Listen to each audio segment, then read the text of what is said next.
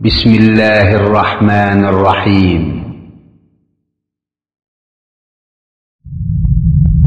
مكتب التعاون للدعوة والإرشاد وتوعية الجاليات بالدمام.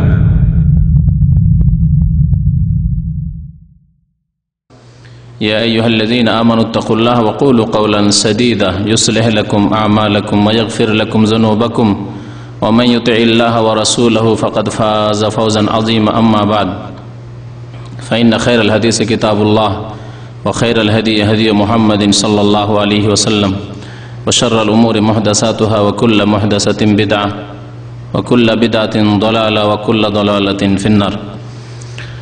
أعوذ بالله من الشيطان الرجيم. بسم الله الرحمن الرحيم. وما آتاكم الرسول فخذوه وما نهاكم عنه فانتهوا. মহান আল্লাহর সমস্ত প্রশংসা যে আল্লাহ পাক রব্বুল আলামিন বছরে 12টি মাস আমাদেরকে দান করেছেন, যার একটি মাস শাবান আর তারপরে হচ্ছে রমজান। আল্লাহ পাক রব্বুল আলামিন আমাদের যেন শাবানে বরকত দান করেন এবং রমজান পর্যন্ত সহি সালামত পৌঁছিয়ে দেন। যেমন নবী করিম সাল্লাল্লাহু আলাইহি ওয়াসাল্লামের একটি হাদিস এই মর্মে রয়েছে, আল্লাহুম্মা বারিক লানা ফি রাজাব ওয়া শাবান ওয়া বাল্লিগনা রমাদান। আল্লাহ পাক যেন আমাদেরকে রমজান মাসে সিয়াম, কিয়াম আরও সমস্ত রকমের ইবাদত বন্দেগী নেক আমল করার জন্য সুন্দরভাবে তৌফিক দান করেন। আল্লাহ আমাদেরকে দুনিয়াতেও সুখে রাখেন, সুস্থ রাখেন এবং কালিমা লা ইলাহা ইল্লাল্লাহর উপর আমাদেরকে যেন মওত দান করেন। আজকে শাবান মাসের মাঝামাঝির কাছাকাছি পৌঁছে গেছি, আর এই শাবান মাসের মাঝামাঝিতে 15 শাবানে আমাদের দেশে বেশ কিছু বিদআত হয়ে থাকে, যার ফলে এ সম্পর্কে আলোচনা করা জরুরি। যদিও প্রতি বছর এই বিষয়ের আলোচনা হয়, তবে চেষ্টা করি যে আরও কিছু নতুন কথা যাতে করে তাতে বাড়ানো সম্ভব হয়, সংযোজন করা সম্ভব হয়, অথবা সেই কথাগুলি হলেও যাতে করে একটু ভিন্ন রূপে পেশ করা হয়, যাতে করে একটু ফায়দা বেশি হতে পারে। তো আজকের আলোচনায় আমি চেষ্টা করব নবী করিম সাল্লাল্লাহু আলাইহি সাল্লামের হাদিস যেগুলি শাবান সম্পর্কে রয়েছে, সহিহ হাদিস, শাবান সম্পর্কে আমাদের করণীয়, সেগুলি প্রথম পেশ করব।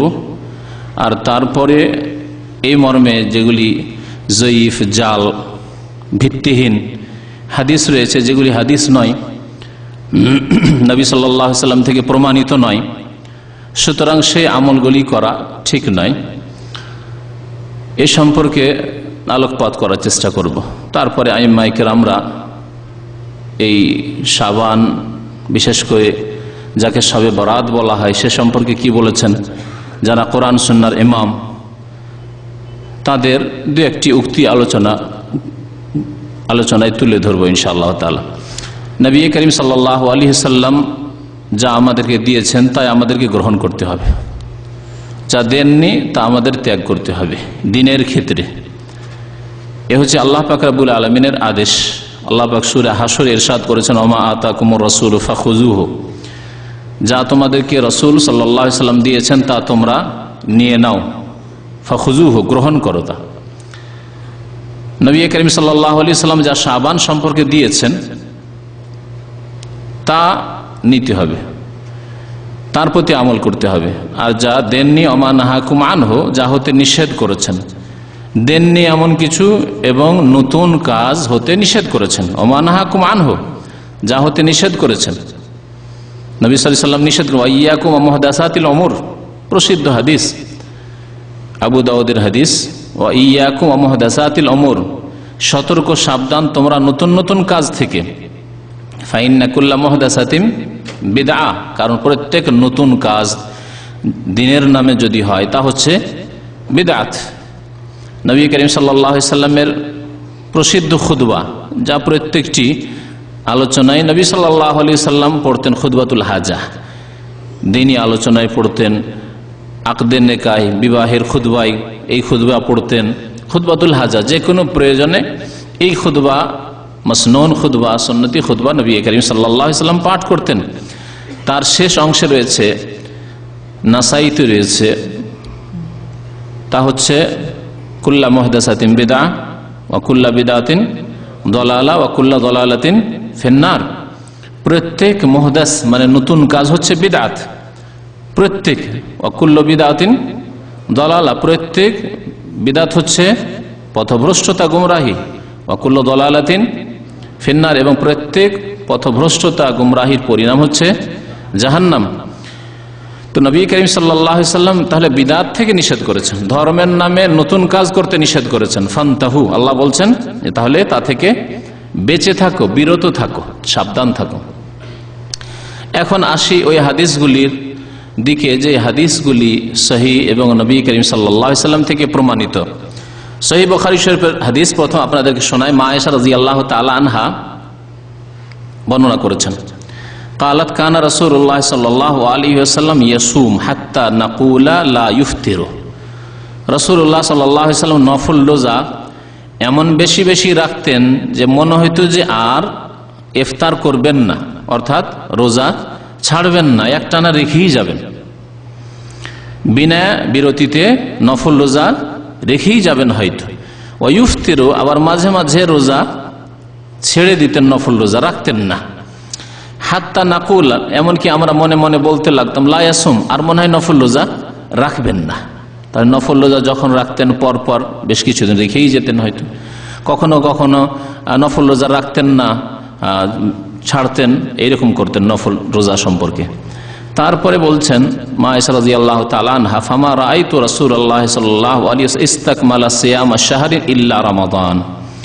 আমি দেখিনি যে রাসূলুল্লাহ সাল্লাল্লাহু আলাইহি ওয়াসাল্লাম কোন মাস পুরোটাই রোজা রেখেছেন ইল্লা রমজান, রমজান ছাড়া, রমজান মাস ছাড়া কোনো মাসে সম্পূর্ণ মাসের রোজা রাখেননি, পুরো মাসের রোজা রাখেননি। কোন মাস ছাড়া? রমজান মাস ছাড়া। তার রমজান মাসের রোজা আল্লাহ পাক সিয়াম ফরজ করেছেন। ফামান শাহিদা মিনকুমুশ শাহরা ফালিয়াসুমহু, যেই ব্যক্তি তোমাদের মধ্যে এই মাস পাবে, এই মাসে উপস্থিত হবে, ফালিয়াসুমহু, অবশ্যই সে রোজা রাখবে। আল্লাহ পাক তাহলে রমজান মাসের রোজার কথা এই আয়াতের অংশে উল্লেখ করেছেন। ওমা রাআইতুহু আকসারা সিয়ামান মিনহু ফি শাবান, ওমা রাআইতুহু আকসারা সিয়ামান মিনহু ফি শাবান, এবং নবী কারীম সাল্লাল্লাহু আলাইহি ওয়াসাল্লামকে শাবান মাসের চাইতে বেশি অন্য কোন মাসে রোজা রাখতে দেখিনি। কি অর্থ হইল? যে সবচাইতে বেশি রোজা রেখেছেন নবী করিম সাল্লাল্লাহু আলাইহি ওয়াসাল্লাম শাবান মাসে, শাবান মাসের চাইতে বেশি অন্য কোনো মাসে রোজা রাখতে দেখিনি। রমজান মাসে পুরা রোজা রাখতেন, আর তারপরে শাবান মাসে সবচাইতে বেশি রোজা রাখতেন রাসূলুল্লাহ সাল্লাল্লাহু আলাইহি ওয়াসাল্লাম। অন্য মাসে এত বেশি রোজা রাখতেন না। অন্য মাসে নবী সাল্লাল্লাহু আলাইহি ওয়াসাল্লাম যেটি সুন্নত তরিকা ছিল সেটি হাদিস দ্বারা প্রমাণিত, সপ্তাহে 2 দিন রোজা রাখতেন, সোমবার আর বৃহস্পতিবার এই রোজা রাখতেন। আর আইয়ামে বীজের রোজা রাখতেন, অর্থাৎ চাঁদের 13, 14, 15 এই 3 দিন। তাহলে 3 দিন রোজা প্রত্যেক মাসে রাখতেন, আর প্রত্যেক সপ্তাহে 2টি রোজা রাখতেন। তাহলে 2টি রোজা প্রত্যেক সপ্তাহে রাখলে প্রায় কটি হয়? 8টি বা 9টি হয়, অনেক সময় 4 সপ্তাহের বেশি হয়ে যায়, 4 7 8 হয়। তো 8টি রোজা আর এদিকে 3টি রোজা, 8 3 11 বা 12টি রোজা রাখতেন হয়তো, 12-13-র বেশি হইতো না, মানে মাসের অর্ধেক পৌঁছিত না কোনো মাসে নফল রোজা নবী করিম সাল্লাল্লাহু আলাইহি ওয়াসাল্লামের। শাবান মাসের অধিকাংশ দিনগুলিতে রোজা হইতো, অধিকাংশ দিনগুলিতে রোজা হতো নবী করিম সাল্লাল্লাহু আলাইহি ওয়াসাল্লামের। আখরাজাহুল বুখারী, হাদিসটি সহিহ বুখারীর হাদিস। ওমা রাআইতুহু আকসারা সিয়ামান মিনহু ফি শাবান, আমি দেখিনি যে নবী সাল্লাল্লাহু আলাইহি ওয়াসাল্লাম শাবান মাসের চাইতে বেশি অন্য কোনো মাসে রোজা রেখেছেন। প্রখ্যাত তাবেঈ আবু সালমা বলছেন যে আমি মা আয়েশা রাদিয়াল্লাহু তাআলা আনহাকে জিজ্ঞাসা করলাম, মুসলিম শরীফের হাদিস, এই শাবান সম্পর্কে। সাআলতু আয়েশা রাদিয়াল্লাহু আনহা, আয়েশা রাদিয়াল্লাহু তাআলা আনহাকে আমি জিজ্ঞাসা করলাম। তাবেঈনরা মা আয়েশা রাদিয়াল্লাহু তাআলা আনহার কাছে পড়াশোনা করতেন পর্দার আড়াল থেকে, পর্দার আড়াল থেকে। কারণ বহু হাদিস মা আয়েশা রাদিয়াল্লাহু তাআলা আনহার কাছে ছিল যেগুলি তার কাছ থেকে নেওয়া তাদের জন্য জরুরি ছিল। এইরকমই যদি অবস্থা হয় কোথাও যে বিশেষ কোনো মহিলা, তার কাছে বিশেষ কোনো বিদ্যা আছে যেই বিদ্যা তার কাছে যেভাবে পাওয়া যাবে অন্য কারো কাছে পাওয়া যাবে না, তাহলে তার কাছ থেকে এলেম শেখার প্রমাণ রয়েছে তার বৈধতার, কিন্তু যাতে করে ফিতনার আশঙ্কা না থাকে সেই জন্য পর্দার আড়াল থেকে হইতে হবে। আল্লাহ পাক রব্বুল সূরা আহজাব ইরশাদ করেছেন, ওয়াইযা সাআলতুমুহুন্না মাতাআন ফাসআলুহুন্না মিন ওয়ারাই হিজাব। তোমরা যদি নারীদের কাছ থেকে কোনো কিছু চাইতে হয়, যে খালাম্মা ওই জিনিসটা দেন, আপনার মা নয়, আপনি তার মাহরাম নন, বা যে কোনো ভাবি অমুক জিনিসটা দেন, বাড়ির সামান। আল্লাহ পাক বলছেন ওয়াইযা সাআলতুমুহুন্না মাতাআন, কোন আসবাবপত্র, মাল সামান, কোন বস্তু যদি চাইতে হয় কোন মহিলার কাছে, আল্লাহ কি তরিকা শিখেছেন? কোরআনে কারীমের শিক্ষা। মুসলিম উম্মাহ কোরআন থেকে দূরে সরে গেছে। ফাসআলুহুন্না মিন ওয়ারাই হিজাব, তাদের কাছে চাও পর্দার আড়াল থেকে। দুনিয়ার কোন সামান চাইতে হইল, গিয়েছেন ভাইয়ের বাড়িতে, গিয়েছেন প্রতিবেশীর বাড়িতে, আর বাড়িতে পুরুষ লোক নেই, কোনো কিছু চাইতে হবে সামান, অমুক জিনিসটা দেন, অমুক জিনিসটা দেন, পর্দার আড়াল থেকে চাইতে হবে, দরজার বাইরে থেকে চাইতে হবে, পর্দার আড়াল থেকে। ফাসআলুহুন্না মিন ওয়ারাই হিজাব, এতে অন্তর পবিত্র থাকে। আল্লাহ পাক রব্বুল বলেছেন এতে তোমার অন্তর পবিত্র থাকবে, আর তাদেরও, ওই নারীদেরও অন্তর পবিত্র, সাফ সুতরা, পরিষ্কার পরিচ্ছন্ন থাকবে। যালিকা আতহারু লিকুলুবিকুম ওয়া কুলুবিহিন্না, এটি হচ্ছে অত্যন্ত পবিত্রতা তোমাদের অন্তরের জন্য, তাদের অন্তরের জন্য। তাহলে দ্বীনের শিক্ষা নিলেও অথবা অন্য কোনো শিক্ষা নিলেও পর্দার আড়াল থেকে হবে। মহিলা প্রফেসর, লেডি প্রফেসর, হ্যাঁ, মেডিকেল কলেজের প্রফেসর, ইউনিভার্সিটির প্রফেসর, লেকচারার, আর সামনে পড়াবে যুবক ছেলেদেরকে, জায়েজ নয়, হারাম, হারাম। যেমন যুবতী মেয়েদেরকে পুরুষ শিক্ষক দিয়ে সরাসরি পড়ানো জায়েজ নয়, হারাম, ঠিকই তেমনি কোনো মহিলা প্রফেসর দিয়ে, লেকচারার দিয়ে বা শিক্ষিকা দিয়ে পুরুষ ছেলেদেরকে পড়ানো জায়েজ নয়, হারাম। আল্লাহ পাক রব্বুল কোরআনে যে তালিম দিয়েছেন, শিক্ষা দিয়েছেন, তাতে রয়েছে সার্বিক কল্যাণ। এই কোরআনের শিক্ষা থেকে, আদর্শ থেকে মুসলিম জাতি সরে গেছে, সহজ শিক্ষা শুরু করেছে, আল্লাহ পাক তাদের উপর আযাব চাপিয়ে দিয়েছে, আযাব চাপিয়ে দিয়েছেন। অশান্তি আর অশান্তি, ইউনিভার্সিটিতে স্ট্রাইক, অশান্তি, মারপিট, ছাত্র ধরে প্রফেসরদেরকে, লেকচারারদেরকে মার দিচ্ছে, ইত্যাদি ইত্যাদি। তো আবু সালমা রহমতুল্লাহ আলাইহি প্রখ্যাত তাবেঈ, 7 জন মশহুর ফোকাহা ছিলেন তাবেঈনদের মদিনায়, ফোকাহে সাবা মদিনার বলা হয়, তাদের একজন আবু সালমা রহমতুল্লাহ আলাইহি। মায়েশা রাদিয়াল্লাহু তাআলা আনহার ছাত্র, পর্দার আড়ালে ছাত্র। বলছেন যে আমি মায়েশা রাদিয়াল্লাহু তাআলা আনহাকে জিজ্ঞাসা করলাম আন সিয়ামে রাসূলিল্লাহ সাল্লাল্লাহু আলাইহি ওয়াসাল্লাম, রাসূলুল্লাহ সাল্লাল্লাহু আলাইহি ওয়াসাল্লামের নফল রোজা সম্পর্কে। নবী করিম সাল্লাল্লাহু আলাইহি ওয়াসাল্লাম নফল রোজা, সুন্নত রোজাগুলি যে রাখতেন, তার ধরন কি ছিল, পরিমাণ কি ছিল, সংখ্যা কি ছিল। ফাকালাত কানা ইয়াসুম হাত্তা নাকুলা কাদ সাম ওয়া ইফতার, রাসূলুল্লাহ সাল্লাল্লাহু আলাইহি ওয়াসাল্লাম রোজা রাখতেন, তারপরে আমরা মনে করতাম যে রোজা রেখে যাবেন হয়তো, ওয়া ইফতার হাত্তা নাকুল কাদ আফতার, তারপর রোজা ছেড়ে দিতেন, মনে হয়তো যে আর রোজা রাখবেন না। তার মানে এইরকম কোনো নিয়ম ছিল না যে এতটা হইতেই হবে, একবারে জরুরি। মাঝে মাঝে বেশি রেখে দিতেন, মাঝে মাঝে কম রাখতেন, মাঝে মাঝে একটানা রেখে দিতেন, মাঝে মাঝে বেশ কিছুদিন ছেড়ে দিলেন। এইভাবে নবী করিম সাল্লাল্লাহু আলাইহি ওয়াসাল্লাম রোজা রাখতেন। তারপরে বলছেন যে ওয়ালাম আরাহু সাইমান মিন শাহরিন কাত্তু আকসারা মিন সিয়ামিহি মিন শাবান, শাবান মাসে যত বেশি রোজা রেখেছেন তার চাইতে বেশি তাকে রোজা রাখতে কোনোদিন বা কোনো মাসে দেখিনি। কানা ইয়াসুম শাবান কুল্লাহু, যে কথাটি শোনাতে চাইছিলাম এই শাবান সম্পর্কে, শাবান মাসের প্রায় দিনগুলি, কুল্লাহ বলা হয়েছে, গত সপ্তাহে কুল্লের অর্থ বলেছি, কুল মানে অধিকাংশ এই ক্ষেত্রে। কানা ইয়াসুম শাবান কুল্লাহ, নবী সাল্লাল্লাহু আলাইহি ওয়াসাল্লাম শাবান পুরোটাই রোজা রাখতেন। তারপরে বলছেন বর্ণনাকারী আবু সালমা, কানা ইয়াসুম শাবান ইল্লা কালিলা। মায়েশা রাদিয়াল্লাহু তাআলা আনহা তাকে হাদিস শোনাচ্ছেন যে রাসূলুল্লাহ সাল্লাল্লাহু আলাইহি ওয়াসাল্লাম শাবানে রোজা রাখতেন ইল্লা কালিলা, অল্প দিন ছাড়া, অল্প কয়েকদিন ছাড়া শাবান মাসের অধিকাংশ দিনগুলিতেই রোজা রাখতেন। এই হাদিসের প্রচার কেন করে না বিদআতপন্থীরা, যে শাবান মাসের শুরুতে প্রচার মাধ্যমগুলি লেগে যাক, রেডিও, টিভির বিভিন্ন চ্যানেল যেগুলো ইসলামিক চ্যানেলের নামে মশহুর, অথচ ইসলামের নামে বিদআত অনেকেই প্রচার করছে, বা অধিকাংশগুলি প্রচার করছে, তারা কেন লাগছে না এই হাদিসগুলি প্রচার করে রাসূলুল্লাহ সাল্লাল্লাহু আলাইহি ওয়াসাল্লাম। সহিহ মুসলিমের হাদিস, বুখারী মুসলিমের হাদিস, ওয়া কানা ইয়াসুমু শাবানা ইল্লা কালিলা, রাসূলুল্লাহ সাল্লাল্লাহু আলাইহি ওয়াসাল্লাম শাবান মাসের অল্প দিন ছাড়া সবগুলি দিনে রোজা রাখতেন। সবগুলি দিনে রোজা রাখান। জাল কথা প্রচার করেন, সহি কথার প্রচার করেন না বিদাতি ভাইরা। আর একটি হাদিস এই শাবান সম্পর্কে, যে হাদিসটি প্রমাণ করে যে শাবানের শেষ দিকে রোজা না রাখাই ভালো, যদিও জায়েজ রয়েছে।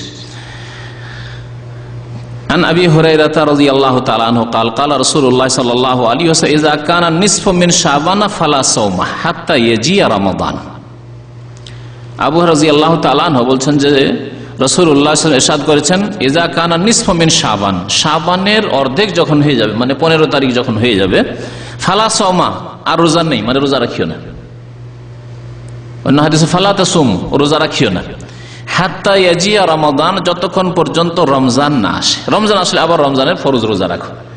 তাহলে শাবানের 15 তারিখের পরে আর নফল রোজা রাখিও না, নবী সাল্লাল্লাহু আলাইহি সাল্লামের এই আদেশ। কিন্তু এই আদেশ বাধ্যতামূলক নয়, এটি হচ্ছে মুস্তাহাব হুকুম, যে উত্তম হচ্ছে এই বাকি 15 দিন যে আছে শাবানের, তারপরে রমজান চলে আসবে, পুরো মাস রোজা রাখতে হবে। এই 15 দিন রোজা না রাখাই ভালো, রাখিও না। এই দিনগুলিতে প্রস্তুতি নাও, মানসিক দিক থেকে, শারীরিক দৈহিক দিক থেকে প্রস্তুতি নাও। মানসিক দিক থেকে প্রস্তুতি, যে মানুষ যখন বেশি বেশি একটা কাজ করে বিরক্তি চলে আসে। এমনটা না হয় যে শাবানে বেশি বেশি রোজা রাখতে গিয়ে রমজান মাসের ফরজ রোজায় গিয়ে বিরক্তি চলে এসেছে, এমন যাতে না হয়, গুনাহগার হয়ে যাবে। সুতরাং মানসিক প্রস্তুতি দরকার, শারীরিক দৈহিক প্রস্তুতি। রোজা রেখে রেখে স্বাভাবিক যদি বড় দিন হয়, কষ্টের কাজ, মেহনতের কাজ করেন, তাহলে শরীরের উপরে প্রভাব পড়তে পারে। তো আগে থেকে শরীরকে প্রভাবিত করিয়েন না, আপনি প্রস্তুত হন শারীরিক দিক থেকে। হাদিসটি ইবনে মাজায় রয়েছে, হাদিস সহিহ। তো শাবান মাসের তাহলে 15 তারিখের পর রোজা না রাখাই ভালো। বিশেষ করে একেবারে শেষ দিকে আরো একটু শক্ত করে নিষেধ করা হয়েছে রমজানের সাথে মিলিয়ে দিতে। রমজানের সাথে রোজাকে মিলিয়ে দিতে নিষেধ করা হয়েছে। 28, 29, 30 তারিখ এই দিনগুলিতে রোজা রাখতে নিষেধ করা হয়েছে। বিশেষ করে সন্দেহের দিনে 30 তারিখ, যে 30 তারিখে আবার শাবানের 30ও হওয়ার সম্ভাবনা আছে। চাঁদ দেখতে ভুল হইলে, চাঁদ দেখা যায়নি, মেঘলা আকাশ ছিল শাবানের, তাহলে কি ধরবো? হ্যাঁ, মেঘলা আকাশ ছিল। 29 তারিখের পরে কোন তারিখ ধরবো? চাঁদ দেখতে পাইনি, শাবানের 30 তারিখ, এটা তো ধরলাম। কিন্তু সম্ভাবনা আছে যে মেঘলা আকাশ আমরা দেখতে পাই, চাঁদ হয়েছে, এরও সম্ভাবনা আছে। এই দিনকে বলা হয় ইয়াউমুশ শাক, সন্দেহের দিন। এই ক্ষেত্রে এই মাসলাও জেনে রাখা আবশ্যক। নবী করিম সাল্লাল্লাহু আলাইহি ওয়াসাল্লাম বলেছেন, মান সামা ফিল ইয়াউমিল্লাযী ইউশাক্কু ফীহি ফাকাদ আসা আবুল কাসিম সাল্লাল্লাহু আলাইহি ওয়াসাল্লাম। যে ব্যক্তি এমন দিনে রোজা রাখলো যেই দিনে সন্দেহ রয়েছে, রমজান হইতে পারে, আবার 30 শাবান হইতে পারে, সন্দেহের ভিত্তিতে না না আমার রোজা কমে যেতে পারে, বাই চান্স যদি কমে যায়, না কমাবো না, 29 করবো না, 30ই করবো। যে 29 শাবান এসেছে 30 তারিখ, চাঁদ দেখা যায়নি, প্রথম রমজান হিসাবে ও রোজা রেখে ফেললো। এইরকম যদি কেউ রোজা রাখে সন্দেহের ভিত্তিতে, তাহলে সেই ব্যক্তি নেকি করলো না, বরং ফাকাদ আসা আবুল কাসিম সাল্লাল্লাহু আলাইহি ওয়াসাল্লাম, সেই ব্যক্তি আবুল কাসিম সাল্লাল্লাহু আলাইহি ওয়াসাল্লামের নাফরমানি করলো, বিরুদ্ধাচরণ করলো। আবুল কাসিম কে? নবী করিম সাল্লাল্লাহু আলাইহি ওয়াসাল্লামের উপনাম। তার বড় ছেলের নাম যেহেতু কাসিম ছিল, বাল্যকালে মারা গিয়েছিল, সেই জন্য নবী করিম সাল্লাল্লাহু আলাইহি সাল্লামকে আবুল কাসিম বলা। সেই ব্যক্তি রাসূলুল্লাহ সাল্লাল্লাহু আলাইহি সাল্লামের বিরুদ্ধাচরণ করল।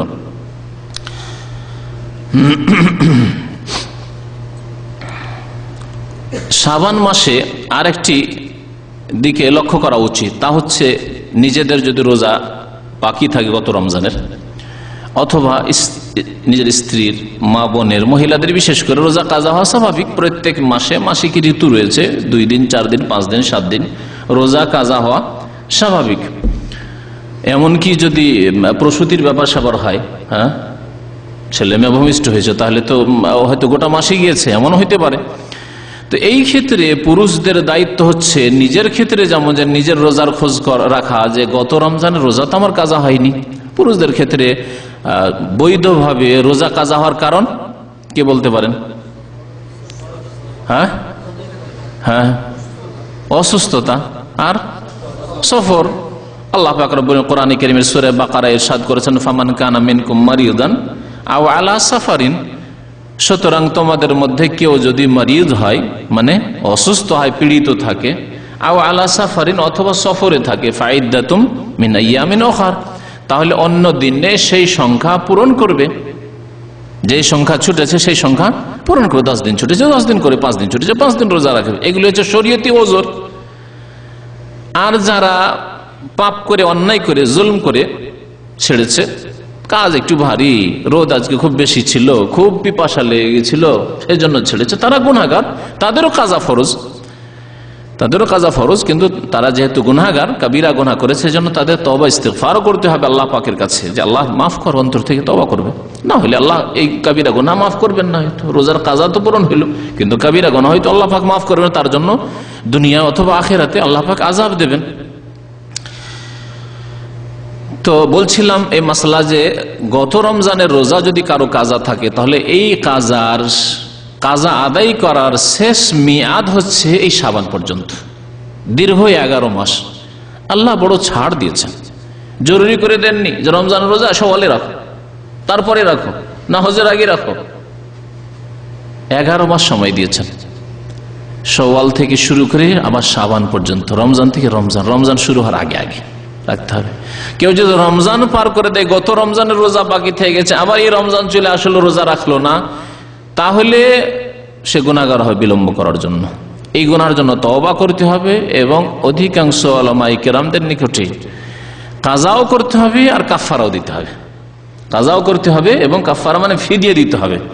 যারা অপারগ, একবার স্থায়ী অসুস্থ, রোজা রাখতে পারে না, তাদের যেমন ফিদিয়া রয়েছে, প্রত্যেক রোজার বিনিময়ে 1.5 কেজি করে খাদ্যদ্রব্য, চাউল বা গম, অর্থাৎ 45 কেজি 30 রোজার। তো এই কাফারাও দিতে হবে, ফিদিয়াও দিতে হবে, আর রোজাও রাখতে হবে। যাই হোক, আর গুনাহগার হবে বিলম্ব করার জন্য। সেই জন্য বলছি যে সব ভাইদের রোজা বাকি আছে, তারা এই রোজাগুলি এই কদিনের মধ্যেই রেখে নেবেন। কাজা রোজা আগে রাখতে হবে, নফল সুন্নতের আগে কাজা রোজা আগে রাখতে হবে। মা আয়েশা রাদিয়াল্লাহু তাআলা আনহা তাই করতেন। এই 11 মাসের যে আল্লাহ পাক ছাড় দিয়েছেন, সেটাকে ব্যবহার করতেন। রোজা বিলম্ব করতেন, কাজা করতে বিলম্ব করতে করতে করতে দীর্ঘ 11 মাস, 10.5 মাস পার হয়ে যেত, 10 মাস। এই শাবান মাসে এসে এই রোজাগুলিকে কাজা করতেন, যে রমজান মাসে যে রোজা বাকি থাকতো। কি জন্য? রাসূলুল্লাহ সাল্লাল্লাহু আলাইহি ওয়াসাল্লামের সম্মানার্থে, রাসূলুল্লাহ সাল্লাল্লাহু আলাইহি ওয়াসাল্লামের হক আদায়ের উদ্দেশ্যে। এই হাদিস এখানে আপনাদের সামনে উল্লেখ করছি, তিরমিজিতে রয়েছে এবং ইবনে মাজাতে রয়েছে। মা আয়েশা রাদিয়াল্লাহু তাআলা আনহা বর্ণনা করছেন, قالت ما كنت اقضي ما يكون علي من رمضان الا في شعبان। বলছে আমি রমজান মাসের যে রোজা কাজা থেকে যেত আমার, সেগুলি কাজা করতে পারতাম না বা কাজা করতাম না, ইল্লা ফি শাবান, তবে শাবান এসে, ওই রমজান, গত রমজান, শাওয়াল, জিলকাদা, জিলহজ, এই করে মুহররম করতে করতে শাবান চলে এসেছে। ইল্লা ফি শাবানে গিয়ে আমি রোজাগুলি কাজা করতাম। কতদিন পর্যন্ত? রাসূলুল্লাহ সাল্লাল্লাহু আলাইহি ওয়াসাল্লামের জীবদ্দশায় এই কাজ করতাম, হাত্তা তুফিয়া রাসূলুল্লাহ সাল্লাল্লাহু আলাইহি ওয়াসাল্লাম, রাসূলুল্লাহ সাল্লাল্লাহু আলাইহি ওয়াসাল্লামের ইন্তেকাল পর্যন্ত, ওয়াফাত পর্যন্ত। রাসূলুল্লাহ সাল্লাল্লাহু আলাইহি ওয়াসাল্লাম ওয়াফাতের পরে সেই উদ্দেশ্য আর নেই যে নবী সাল্লাল্লাহু আলাইহি ওয়াসাল্লামের জন্য ইন্তজার করব, নবী করিম সাল্লাল্লাহু আলাইহি ওয়াসাল্লামের হকের খেয়াল রাখবো, এমন কোন আর ওই হক, যে হক আশা করি স্পষ্ট, সেটা খেয়াল নেই। সুতরাং এখন যে কোনো সময় রোজা রাখা যাবে। তাই তাড়াতাড়ি করে রমজানের পরে কাজাগুলি রেখে নিতেন পরে, রাসূলুল্লাহ সাল্লাল্লাহু আলাইহি ওয়াসাল্লাম ইন্তেকালের পরে।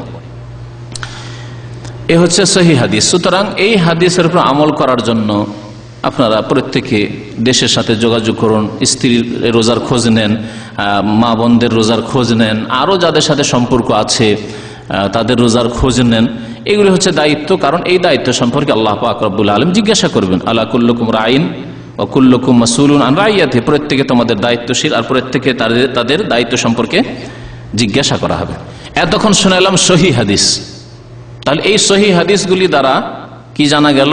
যে শাবান মাসের করণীয় হচ্ছে মাত্র একটি, তা হচ্ছে অনির্দিষ্টভাবে রোজা রাখা, শুরু শাবান থেকে শুরু করে 15-20 পর্যন্ত, তার ওইদিকে যায় না, যতটা পারেন নফল রোজা রাখেন। এ হচ্ছে করণীয়। এই রোজা ছাড়া এমন কোন নফল পড়া বিশেষ রাত্রে না, যার অভ্যাস আছে অথবা অভ্যাস করতে চান যে তাহাজ্জুদ পড়বো, অথবা তাহাজ্জুদ যদি না পারি অল্প কিছু নফল নামাজ পড়বো, আমি কিছু তেলাওয়াত করব রাত্রে, সেগুলি আপনার এখতিয়ারি ব্যাপার, আপনার স্বাধীনতার ব্যাপার। কিন্তু নির্দিষ্ট করে শাবান মাসের কোন রাত্রে বিশেষ কোনো ইবাদত নেই। শাবান মাসে রোজা রাখা ছাড়া, সিয়াম নফল সিয়াম রাখা ছাড়া, সিয়াম পালন করা ছাড়া অন্য কোনো আমল আর নেই। এখন আপনাদেরকে কিছু জয়ীফ জাল হাদিস শোনাই। জয়ীফ জাল হাদিসগুলি আজকে এই জন্যই শোনাবো যে কয়েকদিন পরে প্রচার মাধ্যমগুলি তৎপর হয়ে লাগবে, আর এই জয়ীফ জাল হাদিস শুনিয়ে মুসলিম জাতিকে, বাঙালি সমাজকে বিশেষ করে বিভ্রান্ত করবে। এই যে দেখো হাদিস আছে, এই যে দেখো তিরমিজিতে আছে, এই যে দেখো ইবনে মাজাতে আছে, আর হাদিসের হ সম্পর্কে তাদের জ্ঞান নেই জাল জয়ীফের।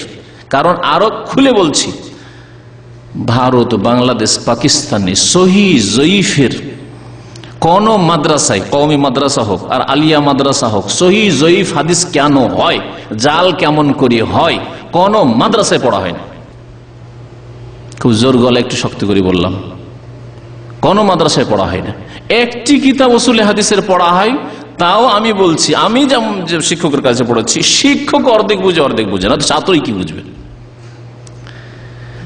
একটি কিতাব যে কোনো সাবজেক্টের, জেনারেল শিক্ষিত তাদেরকে বলছি, যারা স্কুল কলেজ ইউনিভার্সিটি সম্পর্কে নলেজ আছে, যে কোনো সাবজেক্টের একটি যদি কেউ সাবজেক্ট পড়ে 1 বছর মাত্র, তাহলে সে সম্পর্কে কি জানবে? এক আনাও জানবে না। বায়োলজি সম্পর্কে, কেমিস্ট্রি সম্পর্কে, হ্যাঁ, কেউ যদি একটা সাবজেক্ট পড়ে থাকে কি জানবে বলুন? ভূগোল সম্পর্কে 1 বছর একটা সাবজেক্ট পড়েছে, হিন্দি সাবজেক্ট 1 বছর। আমি 3 বছর 3 ক্লাসে হিন্দি পড়েছি, তারপরে হিন্দিতে আমি একবার সামান্য কোন রকম রিডিং করতে পারি, ব্যাস। 3টা সাবজেক্ট শুধু পড়েছি, মানে মেন সাবজেক্ট হিসেবে না। তাহলে বোঝা গেল যে একটা সাবজেক্ট 1 বছর পড়ে কিছুই জানতে পারা যায় না। ওই রকমই উসুলে হাদিস, আর উসুলে হাদিস শুধু পড়ে, মুস্তালাহুল হাদিস পড়ে সহিহ জয়ীফ আবার জানা যায় না, ওটা একটা পার্ট, একটা অংশ। তার জন্য আবার জারহে তাদিল জানতে হবে, মুহাদ্দিসিনদের জারহ তাদিল, অর্থাৎ একজন বর্ণনাকারী সে বিশ্বস্ত কিনা, কেমন করে এর মাপকাঠি কি, বিশ্বস্ত জানবো কি করে যে লোকটি বিশ্বস্ত, এর হাদিস নেওয়া যাবে যাবে না, এর আলাদা একটা সাবজেক্ট রয়েছে। আসমায়ে রিজাল,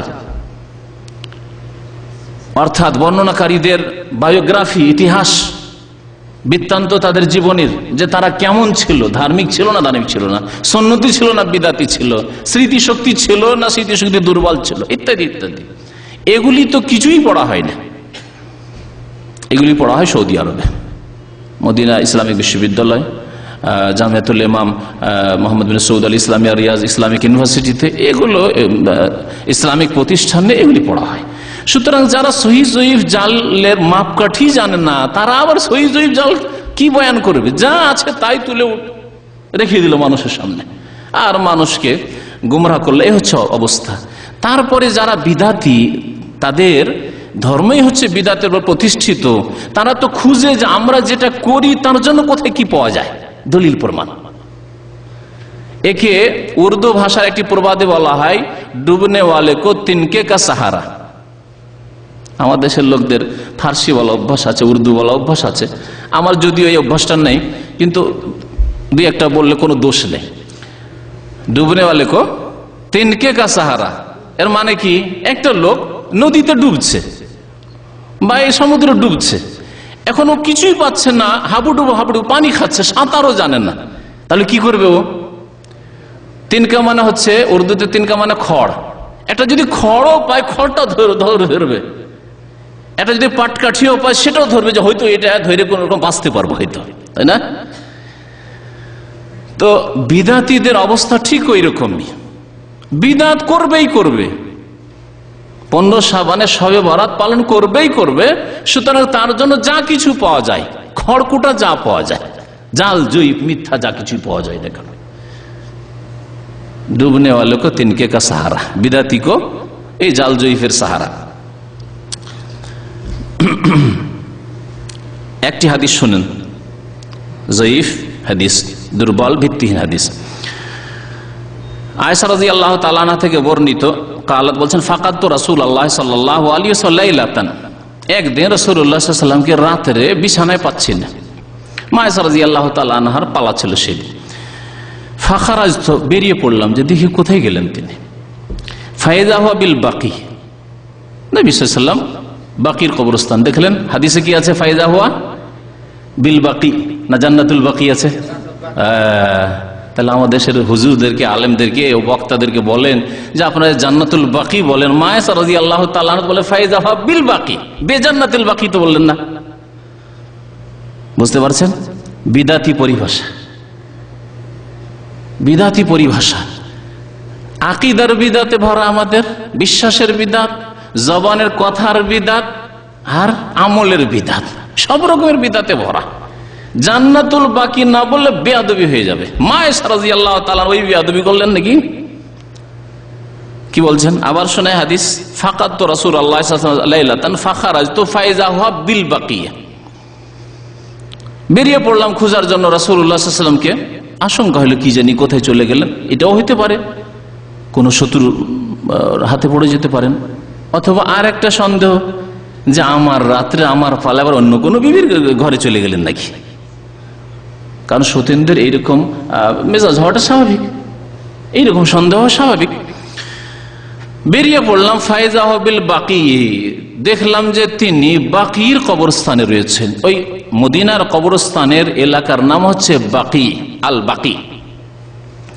আর ওই এলাকায় যেহেতু একটা কাঁটাওয়ালা গাছ হইতো, কণ্টকযুক্ত গাছ খুব ওখানে জন্মাতো, সেই জন্য ওই গাছের নাম হচ্ছে গারকাদ। গারকাত ইহুদিদের গাছ বলা হয়েছে হাদিসে। এই জন্য কোন কোন হাদিসে ওই এলাকার নাম বলা হয়েছে বাকিউল গারকাদ। ওই গারকাদ গাছ জন্মায় যে এলাকায়, ওই এলাকার বাকি। কোন কোন হাদিসে মাকবারাতুল বাকি, আরবিতে কবরস্থানকে কি বলে?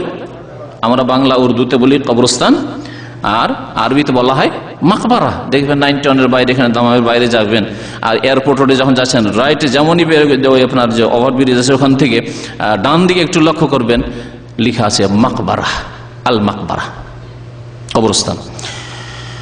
তো মাকবারাতুল বাকি বলা হয়েছে। কোন জায়গায় জান্নাতুল বাকি নেই, কোন হাদিসে খুঁজে পাবেন না। এই ক্ষেত্রে আরো বলছি, জয়ীফ হাদিসও খুঁজে পাবেন না, কোন জাল হাদিসও খুঁজে পাবেন না।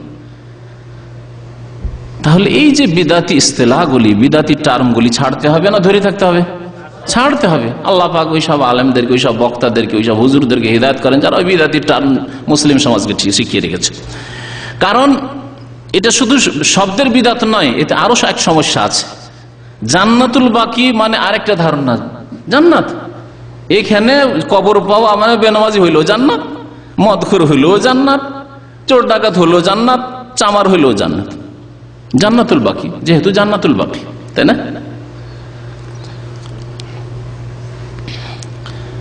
ফাকালা রাসূলুল্লাহ সাল্লাল্লাহু আলাইহি ওয়াসাল্লামকে যখন পেয়ে গেছেন, রাসূলুল্লাহ বললেন, আকুনতে তাখাফিনা ইয়াহিফাল্লাহু আলাইকা ওয়া রাসূলুহু, হে আয়েশা তুমি কি আশঙ্কা করছো, ভয় করছো যে তোমার উপর আল্লাহ কোন জুলুম করবেন এবং তার রাসূল জুলুম করবেন?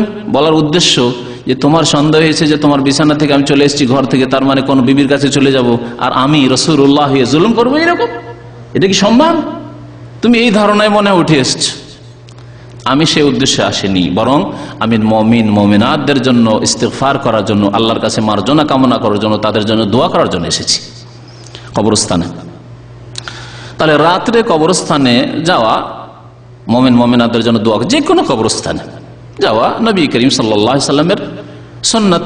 এই সুন্নতটি এই হাদিস না, এই হাদিস তো বলবো পরে এর অবস্থা, সহিহ হাদিস দ্বারা প্রমাণিত, সহিহ হাদিস দ্বারা প্রমাণিত যে নবী করিম সাল্লাল্লাহু আলাইহি সাল্লাম মাঝে মাঝেই বাকির কবরস্থানে যেতেন, রাত্রে বিশেষ করে যেতেন, আর দিনেও যেতেন, জিয়ারত করতে যেতেন।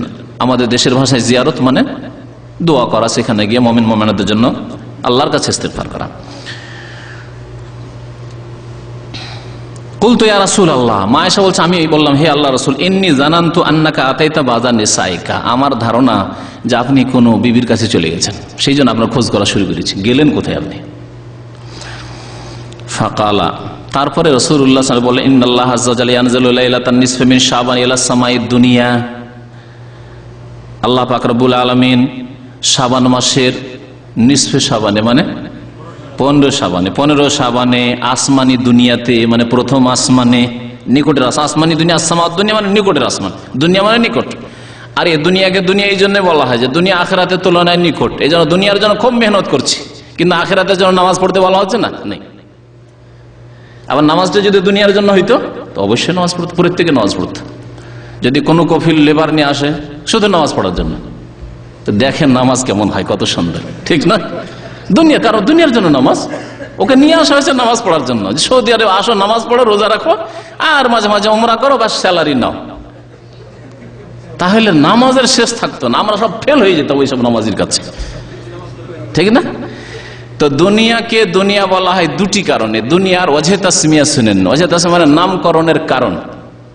দুনিয়াকে দুনিয়া আর আখেরাতকে আখেরাত। দুনিয়াকে দুনিয়া কেন বলা হয়?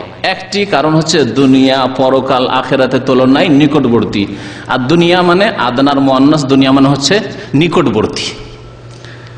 নিকটবর্তী মানুষ নগদ নগদ চায়, পয়সা চায়। দুনিয়া হচ্ছে পয়সার নাম, দুনিয়া হচ্ছে নেতৃত্বের নাম, মন্ত্রী মিনিস্টার আর এমপি হওয়ার নাম, চেয়ারম্যান হওয়ার নাম। দুনিয়া হচ্ছে বড় পোস্ট পাওয়ার নাম, দুনিয়া হচ্ছে আয়েশ আরামের নাম। সুতরাং এগুলোর জন্য মেহনত করছে। কিন্তু নামাজ ও তো আখিরাতের কাজ, রোজা হজ যাকাত ও তো আখিরাতের কাজ। সেই জন্য অধিকাংশ লোক এই ক্ষেত্রে গাফেল, কারণ আখিরাত অনেক দূরে, অনেক দূরে মনে হচ্ছে। শয়তান পর্দা ফেলে দিয়েছে চোখের উপর, অথচ মরলে আখিরাত শুরু, কিন্তু শয়তান পর্দা ফেলে দিয়েছে চোখের উপর। দুনিয়ার নামকরণের আরেকটি কারণ হচ্ছে দুনিয়া মানে নিকৃষ্ট হয়, যেমন কাছেও হয় নিকটেও হয় দুনিয়ার অর্থ। আরেকটি অর্থ হচ্ছে দুনিয়া মানে নিকৃষ্ট। যেমন এই লোকটি আদনা লোক, হাদিস আছে আদনা রাজুলিন ফিল জান্নাহ, জান্নাতের নিম্ন স্তরের লোক। এখানে আদনা মানে নিম্ন স্তর, নিকটবর্তী নয়। তো দুনিয়া মানে নিকৃষ্ট। আর দুনিয়াকে দুনিয়া এই জন্য বলা হয় যে দুনিয়া আখিরাতের তুলনায় একেবারে নিকৃষ্ট, নিকৃষ্ট, তুচ্ছ। নবী করিম সাল্লাল্লাহু আলাইহি ওয়াসাল্লাম বলেছেন, লাউ কানাতিদ দুনিয়া তা'দিলু ইনদাল্লাহি জানাহা বাউদা মা সাকা কাফিরান শারবাতা মাইন। দুনিয়ার মূল্য, সারা দুনিয়ার মূল্য, সেই সারা দুনিয়াতে কত যে খনিজ সম্পদ আছে, কত স্বর্ণ চাঁদি আছে, কত টাকা পয়সা, রিয়াল ডলার টাকা, কত যে আছে আল্লাহ পাক জানে। আর কত যে সম্পদ আছে জমিনের ওপরে, মাটির তলায়, হ্যাঁ, আর কত যে বড় বড় নেতৃত্ব আছে, আর কত যে ভোগবিলাসের বিষয়বস্তু আছে। এই সবগুলি মিলিয়ে লাউ কানাতিদ দুনিয়া, পুরা দুনিয়া তা'দিলু ইনদাল্লাহি জানাহা বাউজা, আল্লাহর নিকটে যদি মাছির ডানা বরাবর তার মূল্য হইত, মাছির পাখার সমান, ডানার সমান মূল্য হইত, আল্লাহর কাছে যদি এতটুকু মূল্য হইতো, মা সাকা কাফিরান শারবাতা মাইন, তাহলে কোন কাফের নাস্তিককে, মুশরিক পুত্তলিককে, অস্বীকারীকে এক ঢোক পানিও আল্লাহ পাক দিতেন না। কারণ দুনিয়ার একটা নিয়ামত হচ্ছে পানি, আল্লাহ পানি দিতেন না। যে কাফের তুই আল্লাহকে স্বীকার করিস, তোকে পানি কেন দেবো? পানি দিতেন না। তাহলে আল্লাহ শ্বাস প্রশ্বাস দিতেন, হাওয়া বাতাস দিতেন, অক্সিজেন দিতেন, দিতেন না আল্লাহ পাক রব্বুল আলামিন। কিন্তু দুনিয়ার মূল্য আল্লাহ পাক রব্বুল আলামিনের নিকট আখিরাতের তুলনায় কিছুই নয়, নিকৃষ্ট দুনিয়া। তো দুনিয়া মানে নিকৃষ্ট, দুনিয়া মানে নিকটবর্তী, আর দুটোই রয়েছে এই দুনিয়াতে।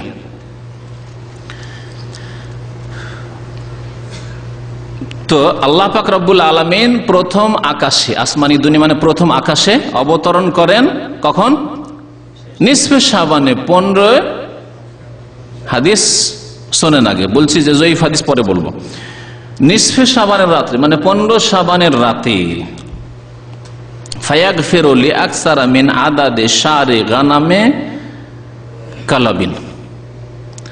কালাব একটি গোত্র, এই কালাব গোত্রের লোকেরা অধিকাংশই এরা ছাগল পুষত, ছাগল ভেড়া ভেড়ি পুষত। এদের ছাগলের সংখ্যা, ভেড়া ভেড়ির সংখ্যা, মেষের সংখ্যা সবচেয়ে বেশি। এক তো এই কালাব গোত্রের ছাগল, মেষ, ভেড়া ভেড়ির সংখ্যা বেশি। আর যখন সংখ্যা বেশি, আর প্রত্যেকটি ছাগল বা মেষের গায়ে কত লোম আছে, কত লোম আছে। তো বলছেন যে ফায়াগফির, আল্লাহ পাক মাফ করেন কালাব গোত্রের ছাগলের গায়ে যত লোম আছে তার চাইতে বেশি মানুষকে আল্লাহ পাক মাফ করেন। সহি হইলে তো সুবহানাল্লাহ, অনেকে বলেন সুবহানাল্লাহ, সহি হইলে সুবহানাল্লাহ। তবে আল্লাহ পাক মাফ করেন, অন্য অন্য আমলে মাফ রয়েছে।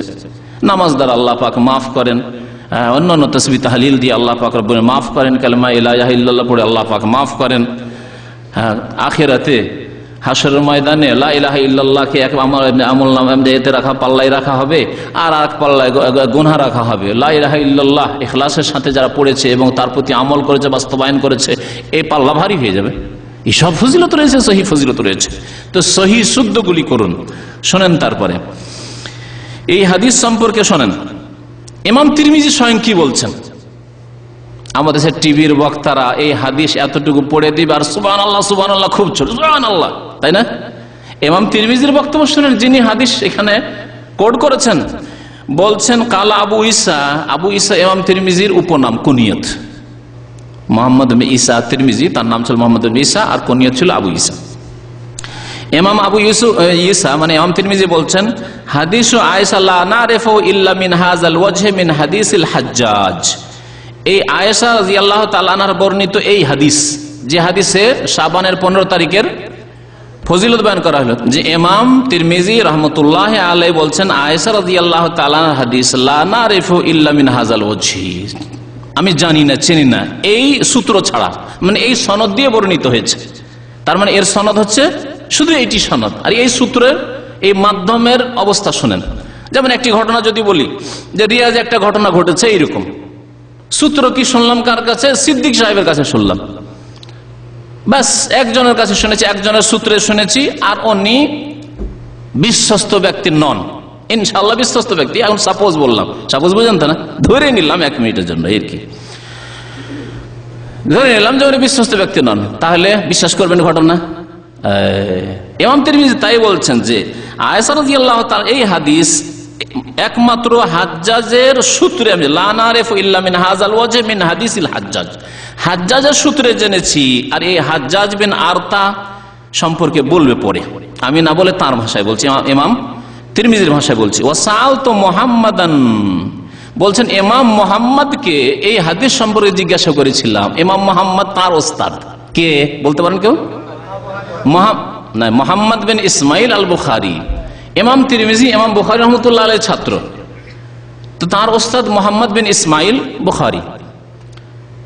তো ইমাম বুখারী রাহমাতুল্লাহ আলাইহিকে তিনি জিজ্ঞাসা করেছেন এই হাদিস সম্পর্কে, যে 15 শাবানের রাতে আল্লাহ পাক রব্বুল আলামিন অসংখ্য লোককে মাফ করেন, কালাব গোত্রের যত বকরি ছাগল আছে, তার লোম যত আছে তার চাইতে বেশি লোককে মাফ করেন, এই হাদিস কেমন? তখন ইমাম মুহাম্মদ বিন ইসমাইল বুখারী কি বলেছে? ইউদাইফু হাযাল হাদিস, এই হাদিসকে তিনি যায়ীফ বলতেন, দুর্বল বলতেন।